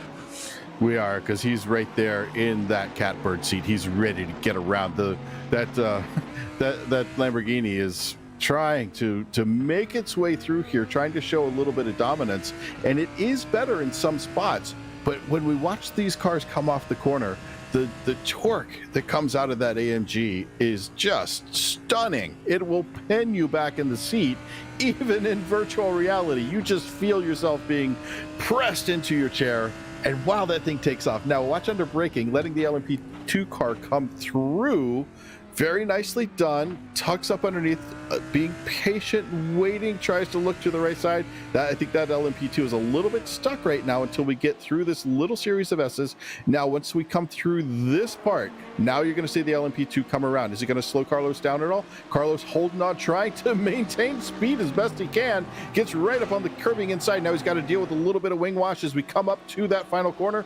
Trepanier closing it down even more, taking some cones with him, trying. I think that was a little Mario Kart, trying to toss a cone and make him spin or something. I don't know. Yeah, and while that was going on, J.R. Williams kind of getting a little bit back in sight of those two up there. He's still just, I would say, on the outside of shouting distance here at this point. But, he's getting back into it here slowly but surely. Oh, and Williams spins around. Williams goes around. This is going to allow Teddy to work his way back up. We're going to see Teddy coming into your picture right now. It goes right past him. Looking good. Now Teddy's back up on the podium. Oh, can he make it? Are we going to see a little fight between Trepanier and Vila? If that happens, it's shoey time. I have never, ever called a race in all my years of GSRC broadcasting where the commentator's curse was as much at play as it is here for today. We have just been cursing up a storm today. Somebody's going to make a blooper reel over this one, and we're going to be front and center. Oh, there's no way he'll make that. Oh, that pass. Yeah, the one he's making right now. Yeah, there was no way that was going to happen, but he made it happen. That's going to be an entire blooper reel because we've given a lot of fodder for that one today. Look, yeah, same spot, trying to be nice with those LMP2 cars, going right on through and holding his line beautifully, letting that LMP2 go around. Those LMP2s have so much downforce. They're able to really get around on these mildly alternate lines going past these GT3 cars and still have that 8.5, 9.5 second lap time differential. Well, now that they've cleared some of that traffic, it hasn't been by a lot, but Carlos Vila is able to stretch it out to just a little bit over a second over Trepanier. I still... The hopes of a shoey today are still kind of far-reaching as Lauendick has still found himself back there. We haven't checked in on Carl Modoff here in a while. There he is. And Graham Sanders, we got to give a shout-out. I know Modoff is leading this thing, but Graham Sanders, he's 3.5 to 4 seconds back, depending on the part of the lap. But that's actually an improvement over where it was a little while ago. And I don't think the difference in lap times has been great between the two. It's just been a little bit here and there. But, with the way things have gone today in those LMP2s, one little slip up by somebody and Graham could be right back there. And as I say that, he tries to slip up on taking a trip through the dirt, or should I say dead grass. Or just the it's an interesting surface. If you've ever gone off track here in real life, or as I think Joe likes to call it, meat space, or maybe that's DJ.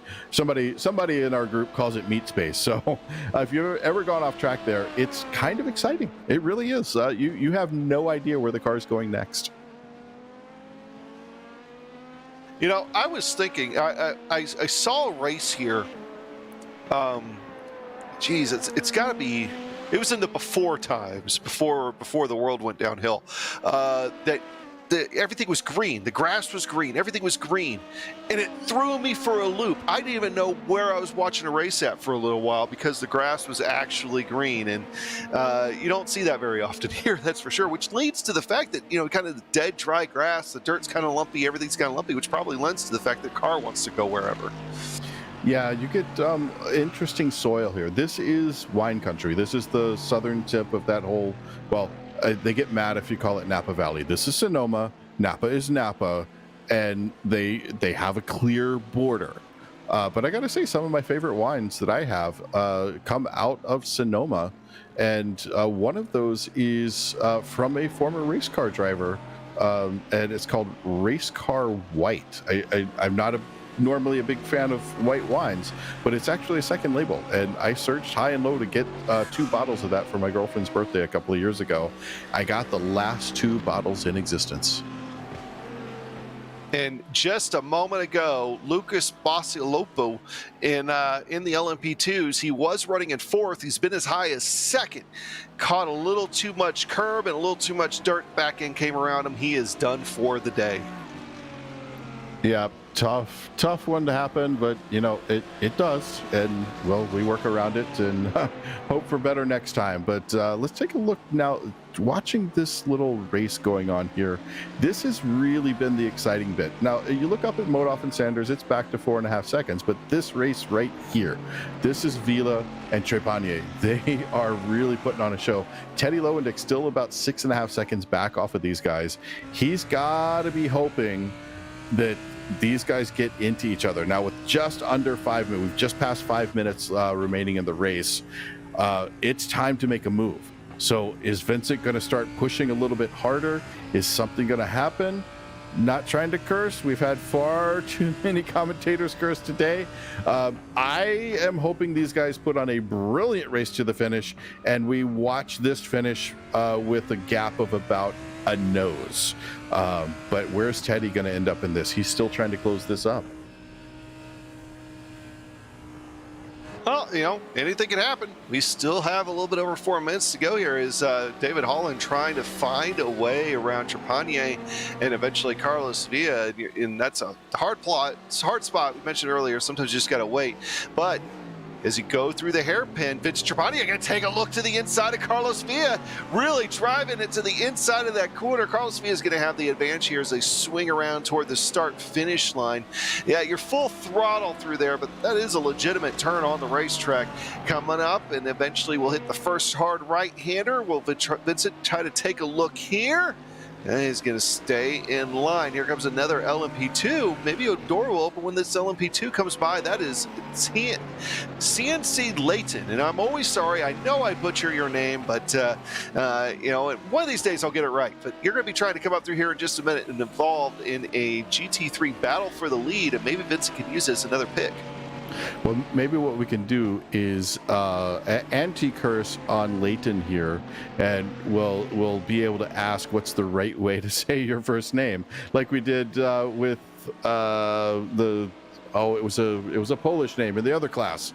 I forgot his name. He was in second for a while in the and then spun. Christopher something. I forgot his last name. Kozakov. Thank you. I was having a brain fart on that one. Sorry, Christopher, if you're still watching.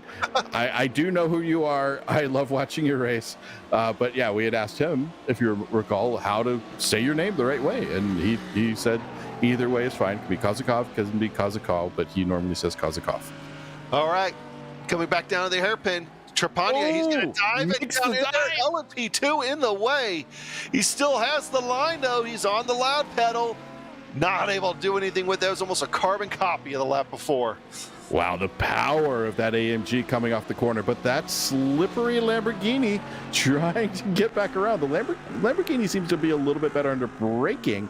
As we watch him close up, that's a little more than the Concertino effect. That's actually closing up time. But when they go back to that loud pedal, man, does the ground shake when that, man, does that ground shake when that AMG gets on that throttle. Man, the thing just thunders down the road. But now we're starting to get a little bit wiggly. This battle is turning into something. Yeah, sometimes with extra power comes extra tire wear on those rears, and you know. I think you could say responsibility. With great power comes great responsibility. You don't want to loop the car. I think that works here.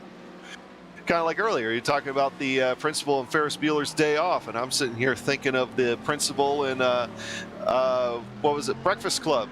You mess with the bull, yeah. Sometimes you get the horns.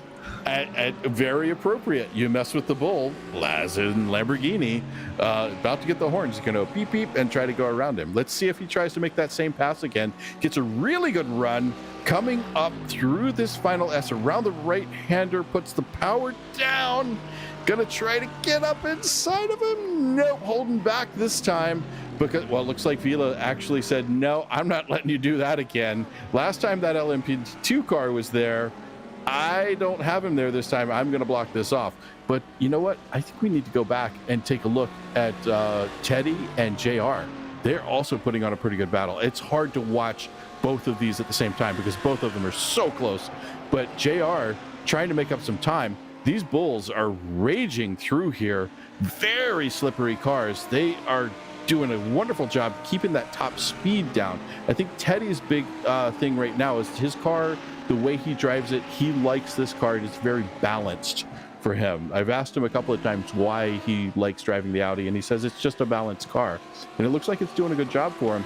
But these raging bulls are flying through the field and making it very difficult, especially when they get up into these heavy braking zone.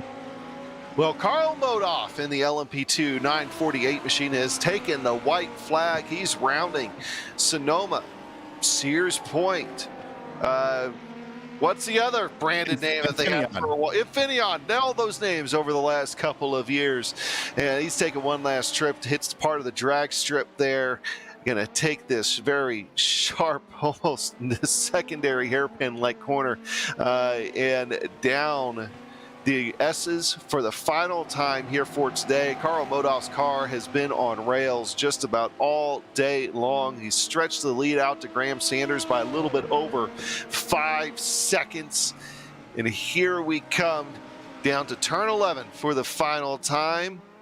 Nobody but in front of him, nobody behind him. I think Carl Modoff has got the checkered flag inside. He's going to take the win here today for your PRL Multiclass Round 6 LMP2 GT3 Series Class race.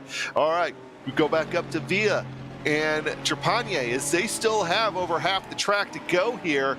And you also got J.R. Williams and Kevin Norris, who I think something just happened to J.R. J.R. very slow on the track, out of fuel, didn't take enough, so that's going to end that battle there.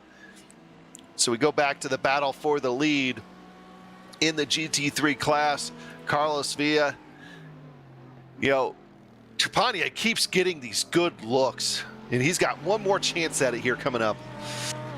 Yeah, this is where he really likes to be, coming through these S's. He sets it up beautifully through the right-hander so as we're coming up here, set it up right at this spot. Gets a beautiful set on that curbing. They come through here, full tilt boogie. He's going to take a look to the left side. He's going to look for it on the outside. Can he make it all the way around? Oh, gets slid around. Slid around, doesn't quite hold on to it. Can't get back around him. That outside line, few too many marbles for him. But Carlos Villa will celebrate that. You can't blame Vincent Trepanier for trying right there. Anybody would have done it, and he did it without making contact with anybody, just slid himself. Still a fantastic race between those two. Lauendick is going to come home in third in class. Kevin Norris is going to finish fourth. J.R. Williams, I think he ended up having to stop on track. He wasn't going to make it around. I think that's going to pretty much round it out. We're going to take a quick break, and when we come back, we'll have your finishing order. This is the world's premier online racing simulation. iRacing puts you in the driver's seat from your home computer with the most realistic online motorsports experience you'll find anywhere. Race virtually in the world's biggest events with officially licensed series, cars, and tracks. From the high banks of Daytona to the blistering speeds of Indianapolis, the dirt of Eldora to the world's most legendary road courses. It's all here, and with more than 180,000 people just like you already driving, you'll always have someone to race. Ready to get behind the wheel? Sign up at iRacing.com to get started.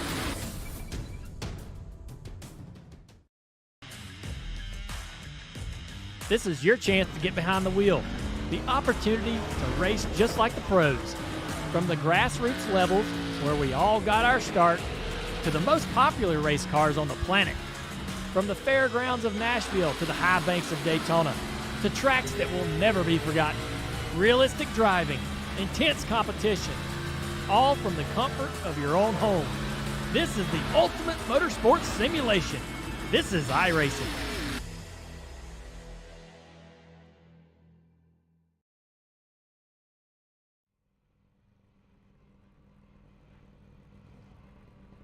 Another fantastic race the LMP2s and GT3s put on. And once again, not really a whole lot of places to catch your breath. LMP2 rundown here, your final results for today. Carl Modoff taking that victory. Graham Sanders 5.3 seconds behind him. Horatio Calquin 30 seconds. The distances between these guys, Holland, Leighton, Rodriguez, Eisler, Montini, Hilton, Basilopu, doesn't really do it justice about how crazy of a race the LMP2s had. Velakis in 11th, Loomis, and then Quero rounding out the field there. Go over to your GT3s, Michael. GT3s, Carlos Vilo brings it home with Vincent Trepanier behind him. It's not 3 laps between them. They were just 3 laps down off the LMP2 leaders. Teddy Lowendick coming in 3rd. Kevin Norris 4th. J.R. Williams rolling to a stop for a 5th place. Jean-Marc Tremblay in 6th. Sebastien Marier, David Van Roy, Alexandre Breton with Marc-Andre Desjardins bringing out your top 10, 6 laps back, and then 29 laps. I'm not even sure he started, was Tony Costello. Costello started. He just had a few problems in the middle of that. All right, let's go ahead and pull in. We got our winner in the LMP2s here, Carl Modoff. Grab him here real quick. Talk to Carl. Carl, you drove a great race. You were able to keep the nose clean, which, you know, really helped seal the deal there about, 5 or 6 laps in. Yeah, wow. I knew it was going to be a tough race. You know, it's a hard track just to drive. The edge of the dirt, you know, kind of bite you and snap oversteer on you. So I wanted to be patient. And then the GT3 cars, that's the way this track is. It's very single line through some sections. So you really just got to be patient and set your moves and not rush things. So I was kind of hoping the race would come to me after kind of a bad qualifying. And yeah, that was super fortunate for me, unlucky for Dave and Christian and Mauricio there. But yeah, it's a tough race with the GT3 traffic because, you know, you catch them so fast in certain sections and there's nowhere to go. So if you're not patient, it can really bite you. Yeah, and that seemed to be kind of how it was. But, you know, once everything happened, you got out in front and, you know, you always had Graham Sanders that was just sitting back there lurking about 4.5 seconds back. I mean, were you watching your relative there? Were you trying to maintain a gap, or were you just comfortable with where you were and not worrying about him back there? No, I was for sure worrying because, you know, if you catch a guy into the S's, you could lose 2 seconds, you know, and he could be on you in 1 lap and, you know, then he could follow you through the rest of the lap traffic. So you're definitely always concerned when, you know, a guy that quick is right there. But the track temps were really high. It was super slippery, and it kind of was in my advantage that I had a bit of a lead, so I could kind of drive the car. I wasn't over driving so much where he was trying to probably run me down. So when you're pushing a little harder in these types of conditions, you end up sliding a lot more. So he definitely had a harder time being back there. But another thing, you know, I felt a little bit comfortable just because the aero loss when you're following is so big here. So I knew if he could catch me, he was going to be really hard to pass me. So it was just key to kind of, you know, pick my places to pass the GT3 and make sure that I held track position. Thankfully, we were able to do that. All right. Last up, anybody you'd like to thank here tonight? I'll just thank the PRL, GSRC, all you guys, the announcers, for doing this. Really appreciate that. And then Delta Sport, Race Factory, and University of Lynchburg. And then all my friends, family, my wife, everyone that tunes in and cheers me on. Thanks, guys. All right, there is Carl Modoff. Congratulations on the LMP2 class win here for today. And we're going to go and grab Graham Sanders here real quick and for your second place in your LMP2s. And Graham, surviving a relatively eventful day. Yeah, that was kind of the plan going in. I didn't quite have the pace today. I definitely didn't have anything for Carl. But yeah, I just had to survive. That's what I did. Didn't quite see what happened with the top 3 there at the beginning, but looks like someone misjudged turn 1 or turn 2 there, and ended up taking out 2 other cars. So yeah, the marbles on the outside of turn 2 there right now struck again, as they have many times in the past to many different guys. And but you know, the seas parted for you. You were able to come home second. I know you mentioned you didn't have anything for Carl there, but you know, there was a few times where GT3 traffic it almost seemed like it was a little bit of a handful. Oh, definitely. I think this I think Sonoma and Laguna next week, I think will be, and I guess Long Beach as well, are going to be the 3 most difficult tracks for traffic. This track especially, I mean, all through the S's, you're stuck behind a car. You got to wait.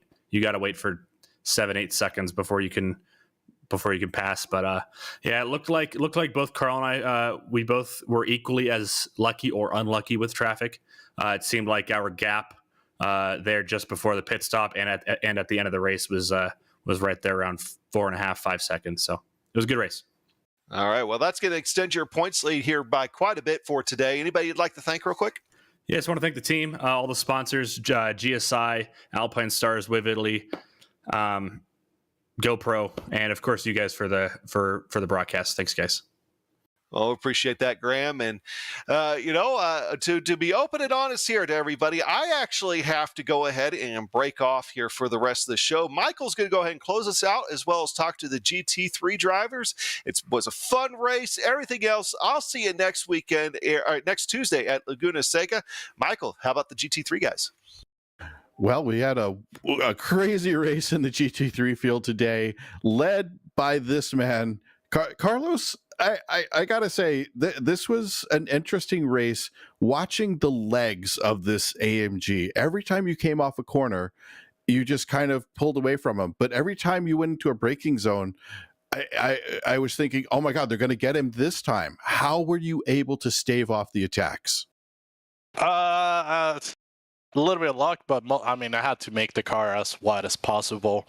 I knew if I kept the gap 0.3, 0.4, I will stave off most of the attacks that will come my way, and I will be able to pull back out on the exit of the corner. I'm actually surprised. I thought it will be a Lambo track, but yeah, somehow I managed to keep it up front pretty much the whole race. We'll call it talent that kept you out front. How does that work? Okay, that works. I love driving the AMG. It's a great car, but it really does have a couple of things that hold it back. And it looked like there was one spot right on that final hairpin near the end of the race where that Lambo had a run. He was coming up underneath trying to follow that LMP2. What? Actually, I think we're watching it right now. This is on the replay right now, where he snuck up underneath. What was going through your mind right then? I mean, I was hoping he wouldn't be aggressive enough to really try to dive the car in there and not give me space and essentially push me off. But Vincent and Sad, we race with it's like our 6th race together, so we kind of know what we're capable of doing. So we kind of have a little bit of respect. So I appreciated that. I knew he will try to squeeze right behind the prototypes. Well, I would for sure. Yeah, but the next couple corners are left-handers. So as long as I was able to get out of a decent run out, I will be able to clear him on that pseudo straight. But then it kind of gives you opening to turn 1 to that first sector. So not ideal.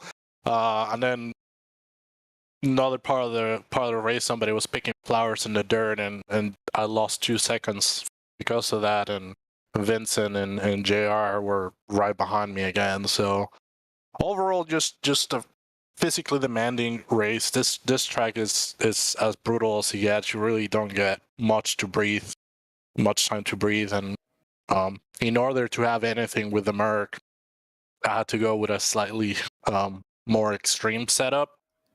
So I really wasn't looking much in my mirrors. So I was just basically driving the car and hanging onto it, and looking at the relative every once in a while. Yeah, I don't think we ever got a really good inside the car shot, but I'm sure your hands were quite busy that entire race. Yeah, there were definitely a couple moments that I was basically sideways, especially on that kink on that back straight. Yeah, for sure. And that was one of the places that Lamborghini was able to close up, and you did a great job holding him off. But we got to move on. But first, I have to ask, who do you have to thank for today's victory? My boys at Geodesics. We've been through a lot the past 6-7 years. So they're basically like a family now. GoPro, Alpine Star, Gummison Industry, which by the way just released a QRS1, so go check it out. It's a fantastic piece of equipment. Cool. And you guys for putting a broadcast every week. Fantastic job. Carlos, thanks for being here. Enjoyed talking to you. But now I get to go talk to the man with the shoe. But I'm gonna guess since it's not a P1 today, we're not gonna get a shoey today. No. Darn. Okay. I know. What are you eating though? It looks like you got the cheese part of wine and cheese going on. Yeah, I've got some cheese and I'm topping it off with the Dr. Pepper. I did have What they call that Texas champagne. It's really good. I did have an adult beverage ready to go in case there was a win tonight, but sadly we did not get a W, so we'll have to wait until next time. So going through, well, it depends on how you number the corners here. We'll just call it turn 4. It was a turn somewhere between 1 and 15. So you came out, you went through that right-hander, and you just barely caught a little bit of dirt on the exit. And maybe it's turn 6. I got it, depending on how you count it. Did you see your life flashing before your eyes at that point? Because you were putting up a really good fight up to there.